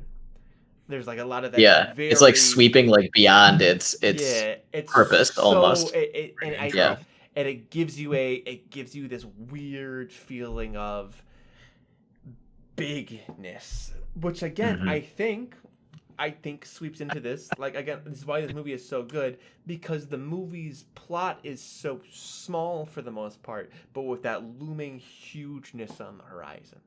And I think the movie's soundtrack plays into it. I think this movie nails what it is, that its themes so well. That's why I think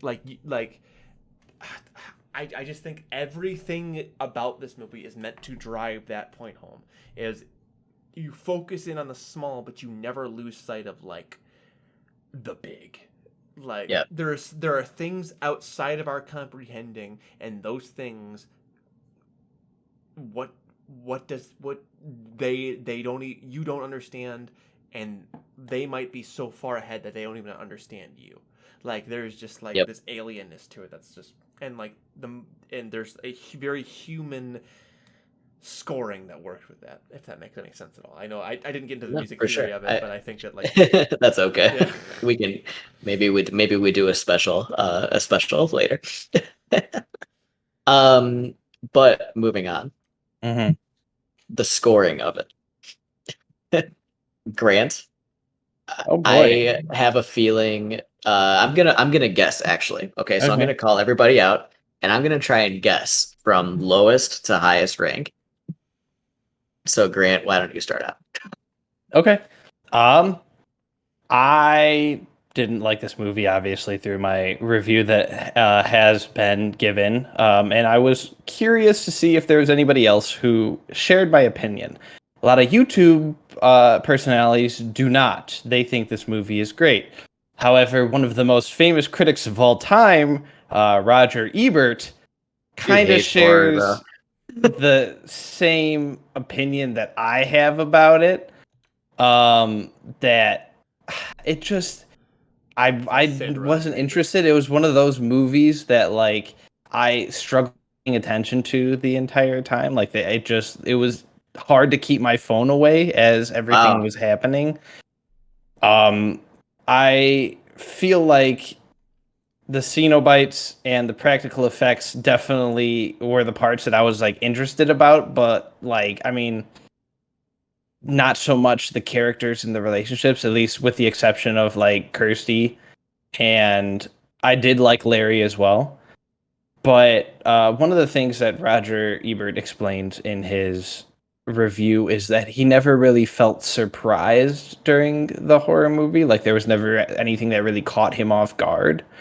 And the only thing that caught me off guard was the bone dragon that was clearly kind of a sore thumb in this entire movie.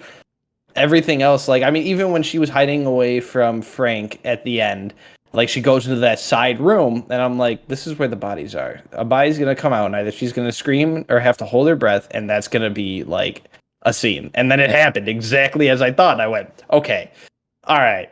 And it never surprised me. I thought that, like I said, the only thing that was keeping me around was the Cenobites and like the amazing practical effects. So I'll give it a 2 out of 5 because I think that the practical effects are great.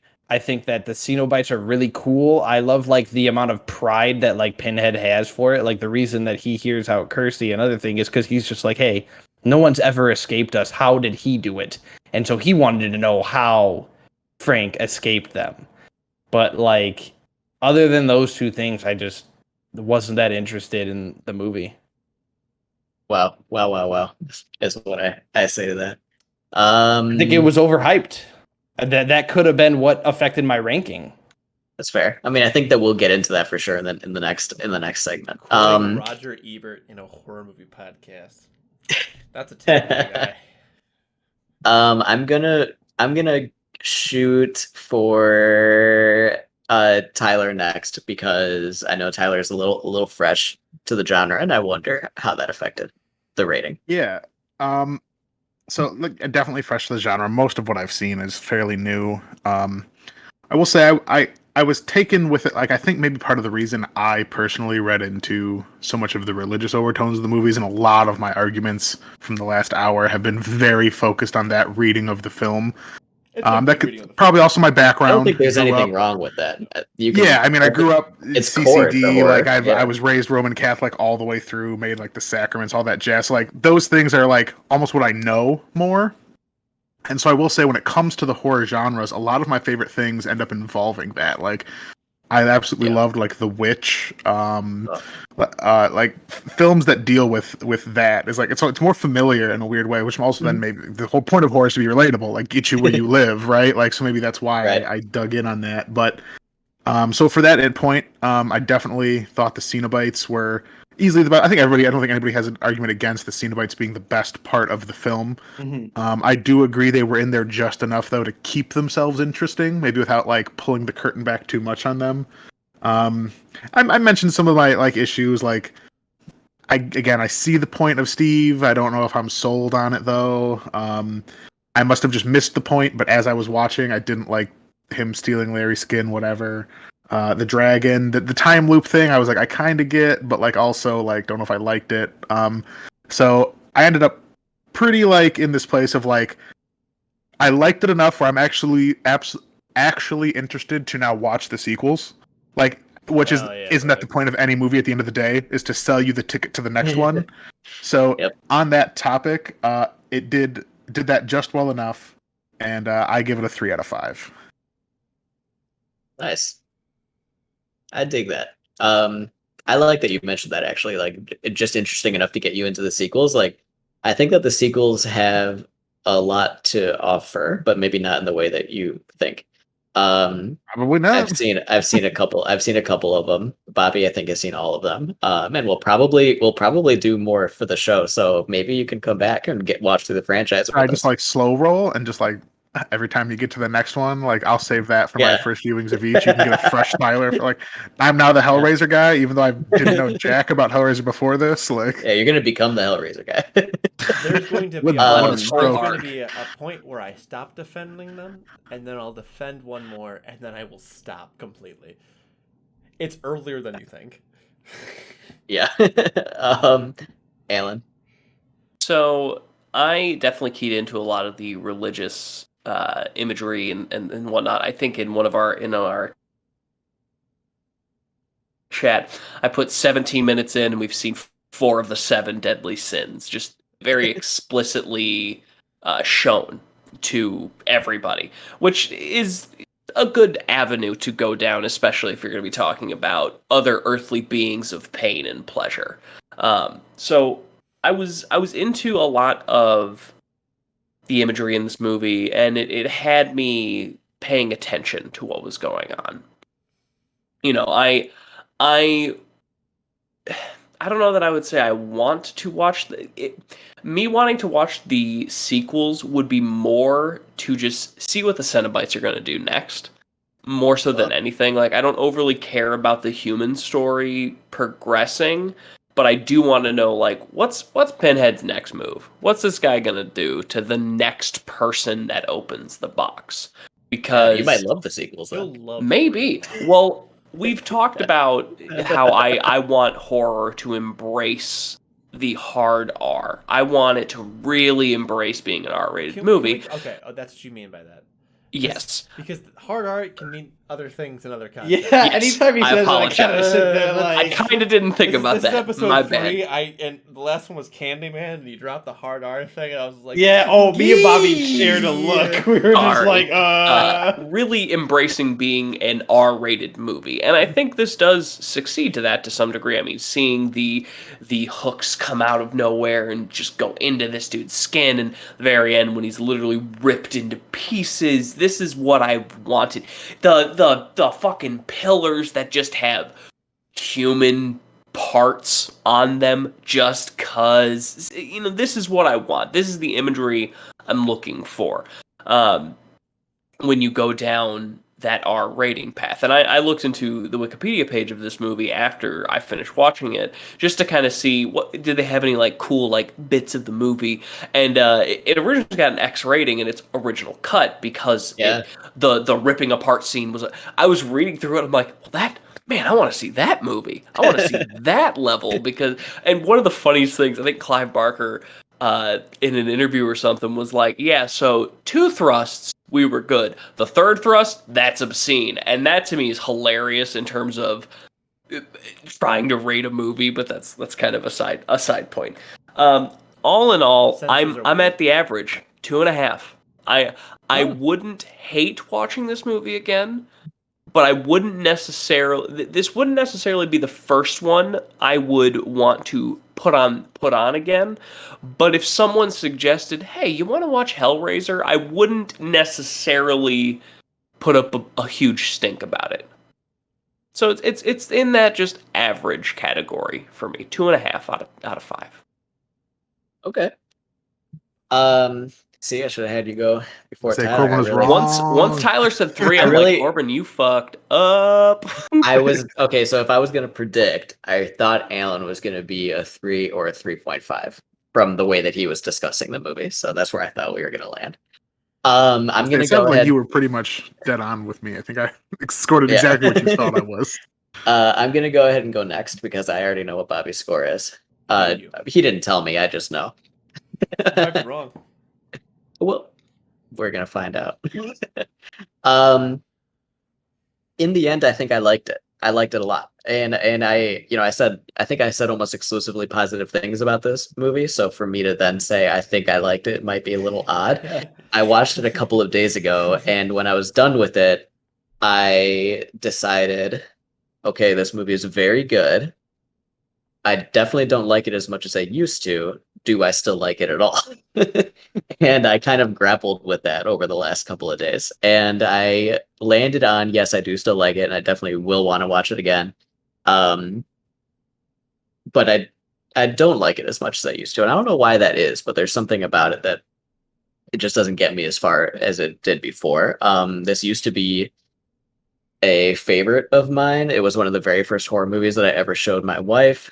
Um, and it's not one that I bring up often anymore. That said, I think the movie is great. And I'd give it a 4. I really liked it in the end. I give it a 4. Okay. I think that there are some What did it aspects used that to be for you? I probably, well, I didn't used to like rate movies, but I probably was just say like, oh, great, 10 out of 10. You know what I mean? So, I think that there's an upcoming remake, right, for Hulu that Clive Barker is involved with, and I think I think I'll like that one better. I think that the only negative maybe will be the actual design of the Cenobites. You know, will it be better? Will the Pinhead replacement be as good? Probably not, but like, I think the rest of the movie can take what this movie did and push it just to the next envelope to be like a really, really, really great movie. Maybe Yeah, more in four line with thrusts now. how great the book is. Yeah, see. So yeah, 4 out of 5. All right. So Corbin said it. I want you guys real quickly around the board. What do you guys think my rating is going to be? Grant? Oh, me? I think you're gonna give it. Honestly, I think I'm gonna be surprised, and you're gonna give it either a 3.5 or a 4. Okay. Tyler? Yeah, your love of it, like coming in, like in our kind of our pre-talk cast, I'm like, this seems like a solid like 4.5, like or above movie for Bobby. But you've definitely are pretty also, I think, acutely aware of like its issues. Yeah. I think you love it, but know that it's got its issues, and I think you might be a 3.5 boy. Okay. Alan? I'm gonna say you think it's a 3. I'll go with the lowest score out of everybody because I think you're gonna take the like, I love this movie, but when we talk about objective reality, I think it needs to lose 2 points for X, Y, and Z reasons. Okay. Corbin? 4.5. 4.5? Yep. I'm going to be very real here. Mm-hmm. If this was a movie on a 20-point scale, I would very, very happily give this movie a 3.75. I think that this movie is fantastic. I think it's really good. I think in a sea of 60s out of 100, this movie is a 70 out of 100. I really that is my thought. Given the list limitations that we have given ourselves, it's 4 out of 5 spooks for me, gentlemen. There it is. And I think the reality is that if you rated it a 2, you're wrong. If you rated it a 3, you're wrong. If you rated it even a 3.5, I'm sorry to say, you're just wrong. It's got to be a 4 out of 5. And it's got to be 4 out of 5. And then the reason why it's got to be 4 out of 5 is it honors horror history. It honors horror future. And it tells a really, really relatable human story. It does all of this while never losing its theme. It's a very, very... It's a writer's movie. It tells a story in a way that really is fully all-encompassing. Why they gave it sequels, I don't know. Why I love those sequels, I know less about. But I will say that it's just a good story. It's a good story, well put together, with really really well delivered in the way that the effects work, most of the acting works. It honors its source material beautifully. So it's a 4 out of 5 for me. Except for, again, some of these glaring issues. Steve, the dragon. Yeah, I mean, I definitely, we probably didn't go into, right. We probably didn't go into the issues as far as we could have. Like, I do think, this was Clive Barker's directorial debut, and I think it shows. But I think despite that, I think it achieves. So what I think is interesting, Bobby, there is you hit on a very key point in the next part of our discussion.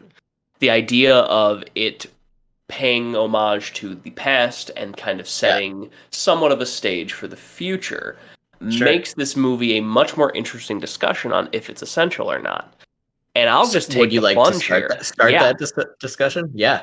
Even though I gave it a 2.5, I do think this would go in the essential category. Not even a no but. I think this is a hard yes. And the reason I say that is this, when I saw the practical effects in this movie, I was constantly blown away. The makeup artists, whoever those people are, they deserve Oscars for this shit. It was amazing. Even the simple, like right at the, there is a moment where a character's face is scratched. And there's just hanging flesh for like 10 full minutes of this character being on screen. It just looks so good the whole time. And anytime you see the actual gore elements, it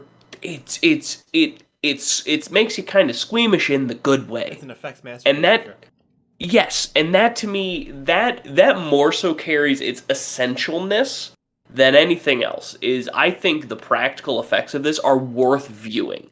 If you want to see some kind, not early, that's not necessarily a good way to phrase that per se, because we've been over that in the previous discussion in this cast, but I think bringing this level of gore, this level of kind of showing, not telling, was done to a wider audience with Hellraiser comparatively to other experiences in the past. So to me, that really leans into how this movie is essential. That those practical effects. Also, there is this monster that's shown in full view.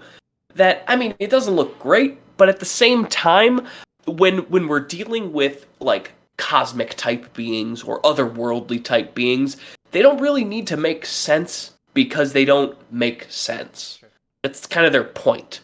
So when you see this creature, even though it may not look great, it still kind of fits the context of what they're showing you, which just, again, plays into all the good practical effects. Loved every time they did something kind of gross. Even the first one, when the guy cuts his hand, it's like, oh, this is disgusting, but it looks great. I really like how Bobby's laughing. how this is a spoiler-free section, and you're just like, just blatant, like as being as vague as you can, but giving very specific spoilers to this. Movie. I love that. Not really. I tried to. I think I do think that I'm not saying much. You mentioned a couple of. I think it's fine. I was laughing because I was laughing because you mentioned specifically that one monster. I didn't mention this during the review part. That was like my least favorite monster of the movie. I just don't think it's that very well done. I would agree. It's but that's irrelevant. Tyler, what are your thoughts on this? The spoiler-free thoughts. Yeah, is it essential? So, again, as always, to anybody who skipped here, super like not a horror guy. I'm the new kid on the block in this basket, but I do, despite like my score being middle of the road, I do think it's a resounding yes for that essential category. I mean, 100%. Like, there's actually no doubt in my mind that it's essential. I think for a multitude of reasons, both within the movie and from without it, that I think are relevant. The first one being, again, I kind of mentioned this in the review, the type of practical effects and the Barker's show the horror, don't just let it like be off screen type of thing. Sure. I have no history in this, so you guys educated me about this whole like more. It's actually kind of an homage to Italian film, which actually makes me kind of interested in maybe seeing like some older Italian horror, because also Italy being a heavily religious country, I feel like I would actually really vibe with it. Dario Argento, did he do Demons? Yeah, he did do Demons. Demons is you guys have to give me some recommendations after the show. But but then that doesn't take away. I thought it was groundbreaking. You're just telling me it wasn't necessarily groundbreaking, but it did do the job of bringing that style to an American shore, which I think is a big deal. I think just being Clive Barker's directorial debut, I'm actually a big believer in, like, if you're a fan of a director or a style or something, like going to like the beginning of it and like seeing that progression and like seeing the learn, I think that's important. And then just like, again, I told you, never seen this movie in my life, never watched a single Hellraiser film at all, not a horror person, and yet I knew who Pinhead was. And so like, I also just think it's relevant in the same way that like, even though, can I spoil other movies on this section? Like, Yeah, just not this movie. Even I guess though just like, say yeah, even though like spooky ooky Jason isn't in Friday the 13th, the mom is, like, it's still important to see the origin of like what sets the bound something came into cultural identity. So like seeing the first appearance of Pinhead, I feel is also important enough to put this movie very, very firmly in that category of essential. I think it just does so many things that end up being important to the genre and, again, cultural identity, and like people who are famous and notable, that this is 100% worth your time. And it also helps that like worth your time, it's actually only 90 minutes. It's a surprisingly dense movie for that runtime, For sure. but in the best of ways. for sure. Okay, let's split in the middle here, maybe. Grant. All right. So, for those of you who didn't listen to the review, I did not like the movie. However, I do think it's essential. I think that the fact that I knew Pinhead before I even knew what the name of the movie he is from is kind of shows that, right? Because Pinhead is just like, Pinhead doesn't have a name in the movie. They never call him Pinhead. It was literally the community that decided this was his name, which I think is awesome. And along with that, I know Bobby has said that it influenced later movies, right? It paved the way for the later movies, and I don't think that that can be overlooked. Even if someone didn't like the movie, you have to understand, like, this set the groundwork, at least to some extent. And so, I mean, for those reasons, I would have to say it's essential. Like, I was battling in my mind, is just saying, hey, Pinhead exists in this movie enough to make it essential? But the fact that it has this influence on like certain genres as a whole, I think, is another merit that it deserves to have. Can I go next? Yes, you can go next. Grant is like, I feel like Grant is almost upset that he came to that conclusion. I know. So, I love this movie. And I this was the movie that I chose. And I have very, very strong positive feelings about this movie. And let me just say right off the bat that this movie is essential for me. For a lot of reasons, I have very distinct memories of walking through the horror aisle in my local video store, and like seeing the Hellraiser films and being terrified of that cover of Pinhead holding the box, and like looking at the back of the cover and just being like shook completely. That being said, I would like to very briefly, because everyone else has made the argument, right? You know who Pinhead is, and he's part of the cultural zeitgeist. And you know, I want to make an argument that maybe this movie isn't essential, even though I disagree with it. I think that although I argue, and I think I can stand for my argument that future movies were greatly influenced by this movie, I don't know if necessarily that they would have necessarily not existed without them. I think that like a lot of movies were needing a shake-up anyway. When you think of Saw was Saw was a reference to Cube, which was a reference to Hellraiser, but Cube might have existed due to other things at different times, right? This movie, Clive Barker is in some ways very, very different and very, very interesting than Lovecraft, but can be considered derivative Lovecraft. But then again, Lovecraft can be considered derivative of Poe and Robert Chambers, right? If we want to go like, and so in the same How many steps back do you want to go? yeah, Right. that's the whole thing. Is like, Yeah. is this not? I think one of the main reasons why this is essential is it is a clear part of the history of cosmic horror. It's a clear continuation of almost biblical when we talk about angels and demons in that way, right?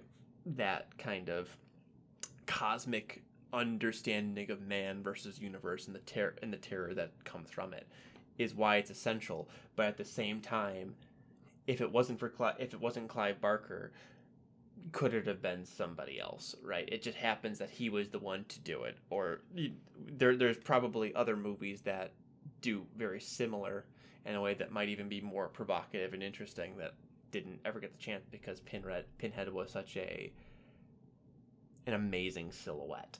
You know what I mean? So like, there's that. That being said, it's absolutely essential. So like, fuck whatever I say. I'm stupid. So yeah. Yeah.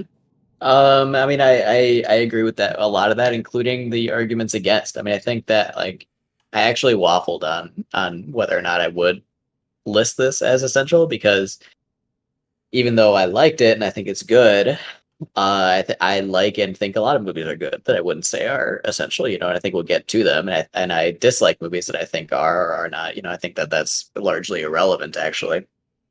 I think that in a way it does kind of come down to for horror and the history of it and the community. Pinhead is absolutely essential, right? He's one of like the core pillars in a lot of ways, even though his character is mistreated as time goes on. But so you almost have to say like, okay, well, if Pinhead is a core element of like, you know, if he's one of those horror characters, does that automatically mean that the movie he's from is essential? You know what I mean? Actually, wait. And can I make a secondary point? Much like his spiritual successor, Jigsaw, he is much more like he is very much relied on by the actor playing him rather than the script that he is following. For sure. Yeah. Right. So, you know, I think that there's like this culmination of things that come together that probably mean that the first Hellraiser is essential. And I don't want to pass judgment on the later ones yet because it's been a long time since I've seen them. I barely remember any of them except the second one, which is very vague. Second one's got some cool moments. But I have a feeling about the sequels, right? I think in the end, I do mark it. I do say it's essential. But I think that there are strong arguments against, and I think that a lot of that is because even though it did cool things, and even though Pinhead is cool, and even though, you know, Doug Bradley, of course, is incredible as Pinhead. You know, if it wasn't him, you know, would Hellraiser be essential, right? Like if it wasn't, I think that there's like a wonder there, you know. I agree. But it was him, and so it is. Say, does that like just like outside of the like discussion of like this movie, like does that matter? You know what I mean? Like you could ask that about a lot of movies. Like is Halloween the same movie without Jamie Lee Curtis? Like is like, you know what I mean? Like sometimes like if you take away the performance that made it iconic, well, it's just like okay, but why would you do that? Like it doesn't exist in that scenario. I think the difference is that like we do have other actors that have played Pinhead, and so we can kind of go like, oh, okay, so sure. I did not know that. And the answer and the answer is overarching like idea. The answer is unequivocally, if it wasn't Doug Bradley, no, this movie wouldn't have been. And that's the only reason I brought that angle up is because like we have a representation, a canon version of where that happened, and it was just like no bueno. That being like we did need him. Those are farther down the series. Yeah, and I think that earlier on there were options that could have made it work. Yeah, it's this is one of those movies that I think is essential that anybody who like is trying to get into horror and know about horror should watch. But it's also one of those movies that, like, me in my own head, I'm like, I don't think I'd ever recommend this movie to anybody. Like, I don't think but you just did when you say it's essential. I mean, that's the recommendation. Out of the people that I know, right? But if someone came to me and was like, hey, I'm looking to get into horror, what are some movies that I should watch? I think I would put Hellraiser in that list. But, like, if someone I know, like, out of all the people that I know, this doesn't really like hit an angle that I think anybody that I know that hasn't already seen it would be like, oh man, Hellraiser, really good. Yeah, I mean, I again, don't know is about my that. first appearance on the show rebranded, if I'm allowed to reference the before times. Like, I'm taking the Too question late as now. essential. Like, that is, I know, I'll be that guy. The renegade. Like, I very much, as somebody, because I am that guy. Like, to Grant's point, I'm that guy. Like, I getting into horror with you guys, and like my wife is a huge horror fan, so she's actually a big fan of like me like jumping into this a little bit. So it's like for me, I was like, okay, what does essential mean? And I took that to mean like, could you tell the story of the horror genre in film without referencing this movie? And maybe I might end up with a lot of wrong opinions because I know so little and I'm coming into it new. But it felt like this was important enough, and I knew the name Clive Barker, and I knew the character Pinhead, and then like seeing the effects, and then like knowing what shows and TVs I have seen, like later down the line. And again, I didn't know about the whole Italian thing, but it's just like, okay, I felt like I could draw a lot of lines that felt like they connected very clearly back to Hellraiser. And I was like, so for me, I was like, okay, so it seems from my interpretation that you couldn't tell the story of horror without at least mentioning Hellraiser. I like that. I Yeah. like that interpretation of Yeah. is it essential? Yeah. I like that. Hey, speaking of Star Trek, Speaking of Star Trek, what's everybody Speaking up of to Star lately? Trek. Oh man, I'll That open feels up like a because joke I missed. I really don't have anything real new besides one thing, and I really like that it's kind of chained through this podcast. What's gone on? But I'm still watching LCS, right? I still play a little bit of League here and there. League of Legends. Destiny, we do our yes, League of Legends. Destiny, we still do our weekly raid, no matter what day it is. I guess we will continue until we all get Mythic class. It's okay. I won't get it. It's fine. It's the No, special weapon for this raid, yes. which is a big thing that multiple players do. Just to The really only dive real down new into it. thing is Knockout City, and I find it funny because there's like a little train in this call that it I'm went taking through, credit right? for that. Yeah, Tyler told Corbin, Corbin told Bobby, Bobby told me, and then we all told Alan. I So told like you and Al at the same time. I'm not giving you I'm told not, me I'm not letting you Alan get credit just for it. knew about it yesterday. Yeah, What are you when talking about? When I told you about it. No, I knew I was playing before yesterday. You're wrong. That's okay. doesn't matter. Basically, It doesn't no, matter. it doesn't matter. That's the train that it went through, and I'm enjoying it a lot. And I remember when I first played with Bobby, and I think it was Andy. Bobby goes, "Hey, this is a game for fun. You don't have to be serious about it." And I took offense by that because I'm just like, dude, there's no game that gives me a score, gives me stats that's competitive team play that I'm not going to get competitive about. I'm sorry. If there's a rank system, it's competitive. Mode for a reason, Bobby. Thank you. That is beside the point. That is the new thing that I have been playing, and I've been enjoying it a lot. And I'm excited to Something continue enjoying it. that can't go unsaid is we played after the raid because we demolished Vault of Glass real quick yesterday. We did. And then we played Knockout City for probably the same amount of time we did the raid, and we lost one round as the Essential Scares crew. It was One awesome. round. Yeah. It's important to note. That's a it. match. At A us. match is to two rounds to win a match. We lost one round. Yep. This is We- not to we- say that we- there were not any clenchers and there were close calls. There were But clenchers. we pulled it out. Hey, And it was you can see that VOD amazing. on twitch.tv/theredweenie. It's true. It's You true. get to see me and Bobby and Ian go on a ranked win streak where we never dropped the game the entire time we played. Nice. Yeah. I'll go next. Yeah. Sure. Same stuff. I played Destiny. I've been finishing up that book, Brutal Conan, in the 40K universe. I mean, also kind of like been like watching and listening to some like again the Necronomicon side by side with one another, which is a bunch of Lovecraft short stories again, which is really nice. You can get it on Audible. I do it when I run. I'm kind of athletic now. But again, I'm playing a ton of Knockout City if I'm doing anything at all. It's again, it's a fun game. It's just dumb fun. And you know that's all it really needs to be. It's a third-person dodgeball game. It's like a shooter, but like with dodgeball. In all honesty, once we're done on this podcast, I'm gonna try to convince some of us to play it. Man.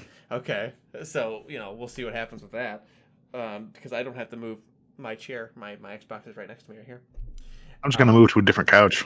So Same room though. Yeah, that'll happen. It'll be a really good time.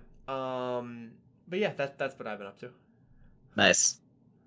I of course have also we've all been playing Destiny together, and we've all been playing Knockout City together. Bobby, thanks for actually saying what Knockout City was. I was gonna bring it up. It's cool. It was on my list of games to play right after it came out because it was getting really, really high reviews. And then Tyler jumped in on it before I had a chance to, and he was like, "Oh, it's so good." So I played it last week. I talked about it briefly. I'd only played for about an hour, and now I've played like 4 times that much. It's really, really good. I highly recommend it. And then I recently watched the season finale of Fear the Walking Dead for season 6, the current season. I watch it because I've been watching it for too long. I'm caught up on all 3 Walking Dead shows. I don't recommend it to anybody, but I'm in too deep. So if you want to know about Walking Dead, feel free to ask because I do watch it. But if you haven't started, I wouldn't tell you to do so. That last episode was not very good. Fair. They did nuke Texas, though. Oh, cool. Yeah, Spoiler? that's what happened. I don't care. Yeah, literal nukes. Literal nukes. Great. I kind of figured Yeah. that's what you meant. Yeah. Well, to go along with the Knockout City talk, at one point we were playing, and I got real excited, and my wife comes out from our bedroom and goes, "I'm on the phone," and that's all she needed to say. And I just brought the volume down a little bit because I was like, "All right, I understand." That's also. That was my first night too. So It's on the VOD. It's on the VOD. It was one of those moments where I was like, all right, she's probably right, because I definitely was getting real hyped about this game, because it brings this fun aspect out of you, because it even gets the sound of dodgeballs correct when they hit. It's that perfect dodgeball sound. It's so good. So Destiny, Its face. yeah, it's so good. The other thing is, I took a trip down to Nashville, Tennessee. My youngest sister turned 21 recently, so me and my 3 siblings all went down to Tennessee and spent the weekend down there. It was wonderful, but I came back with the regular plague you get when you go be around people, not the big bad plague that's been happening for like a year and a half now.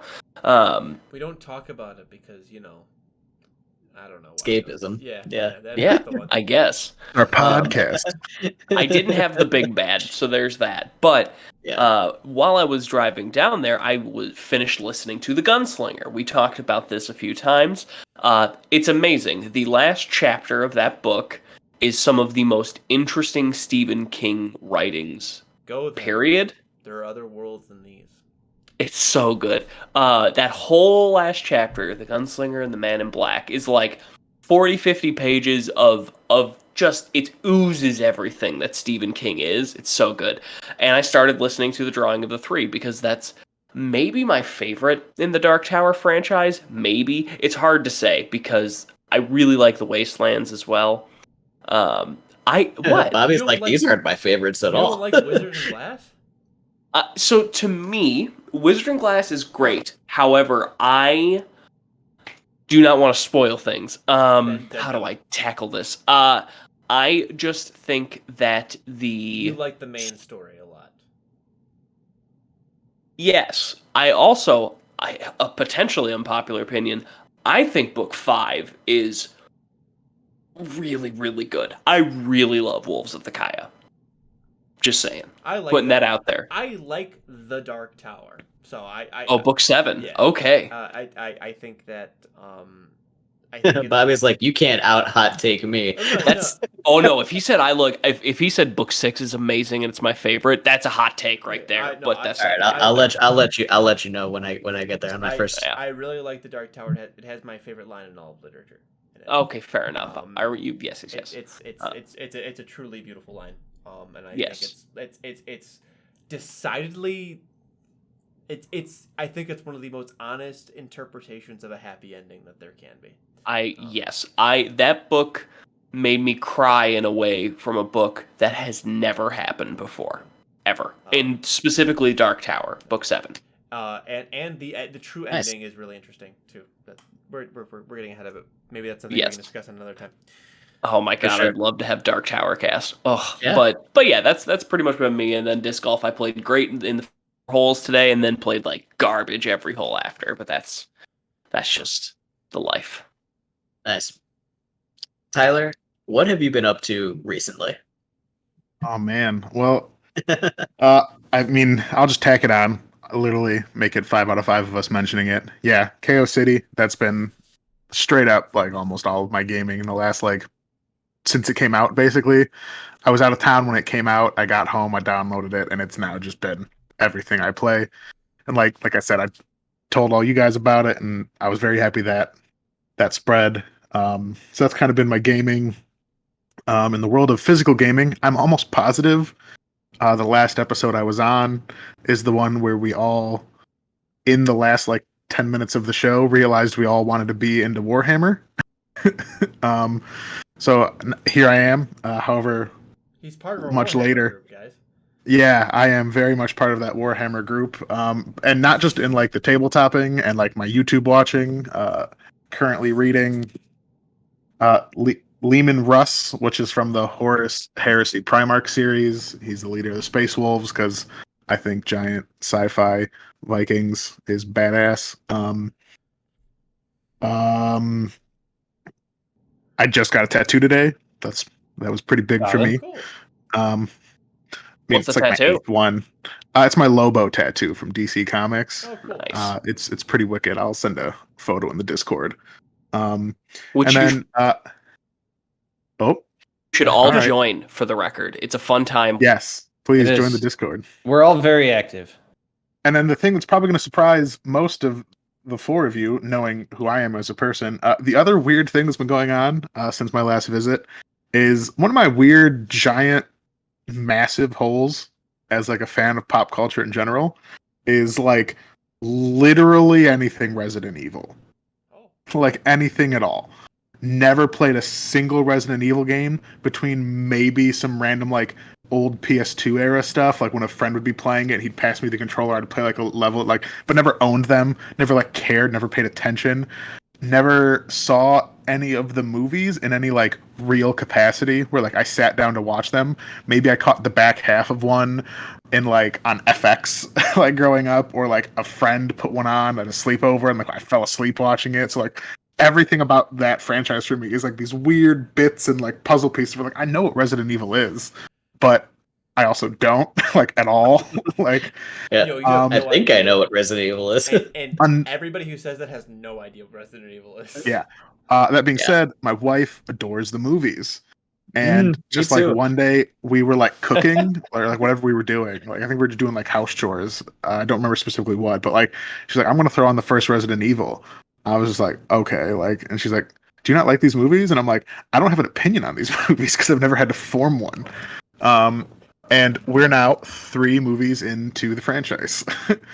I just again now I'm paying attention. I watched the first one. I'm like, okay, it was I was able to watch it start to finish. And then same thing, a week later, she put the second one on. And I'm like, all right, now I'm 2 in, and I kind of want to see what's what. So gotta watch all of them now. Now I'm committed. I've seen 3. I was like, how many are there? And she's like, I think 6, 5 or 6. More than one more than there needed to be. That's how Let me go isn't ahead that how and most say- franchises end though? Going one past what they should have. If That's how you know there's- it's over. If there's Yeah, the most 4 or recent one I 5 just more watched that are needed. was because the first one was they were in the city and shit, and then the second one's kind of a direct sequel, and then it time jumps, and all of a sudden it's dystopian, and I'm like, I'm into this. This is cool as shit. So I've been having fun with that. That's been my weird side project, just kind of whenever we get to it. I love Solid. that. I get the love. I get the love. Nice. Well, I think that just about wraps us up for the week. But in the meantime, where can our listeners, our viewers, find everybody online? Tyler, you went last, so now you'll go first. Where can Yeah, people sure. I find you? mean, yep, pretty much everywhere at Tyler Rules, TYLERRULEZ. If that doesn't pop up anything, Tyler Rules 47. Kind of just all the socials you could picture. Instagram, Twitter are probably the only ones even worth your time. But yeah, that's pretty much the gist of it.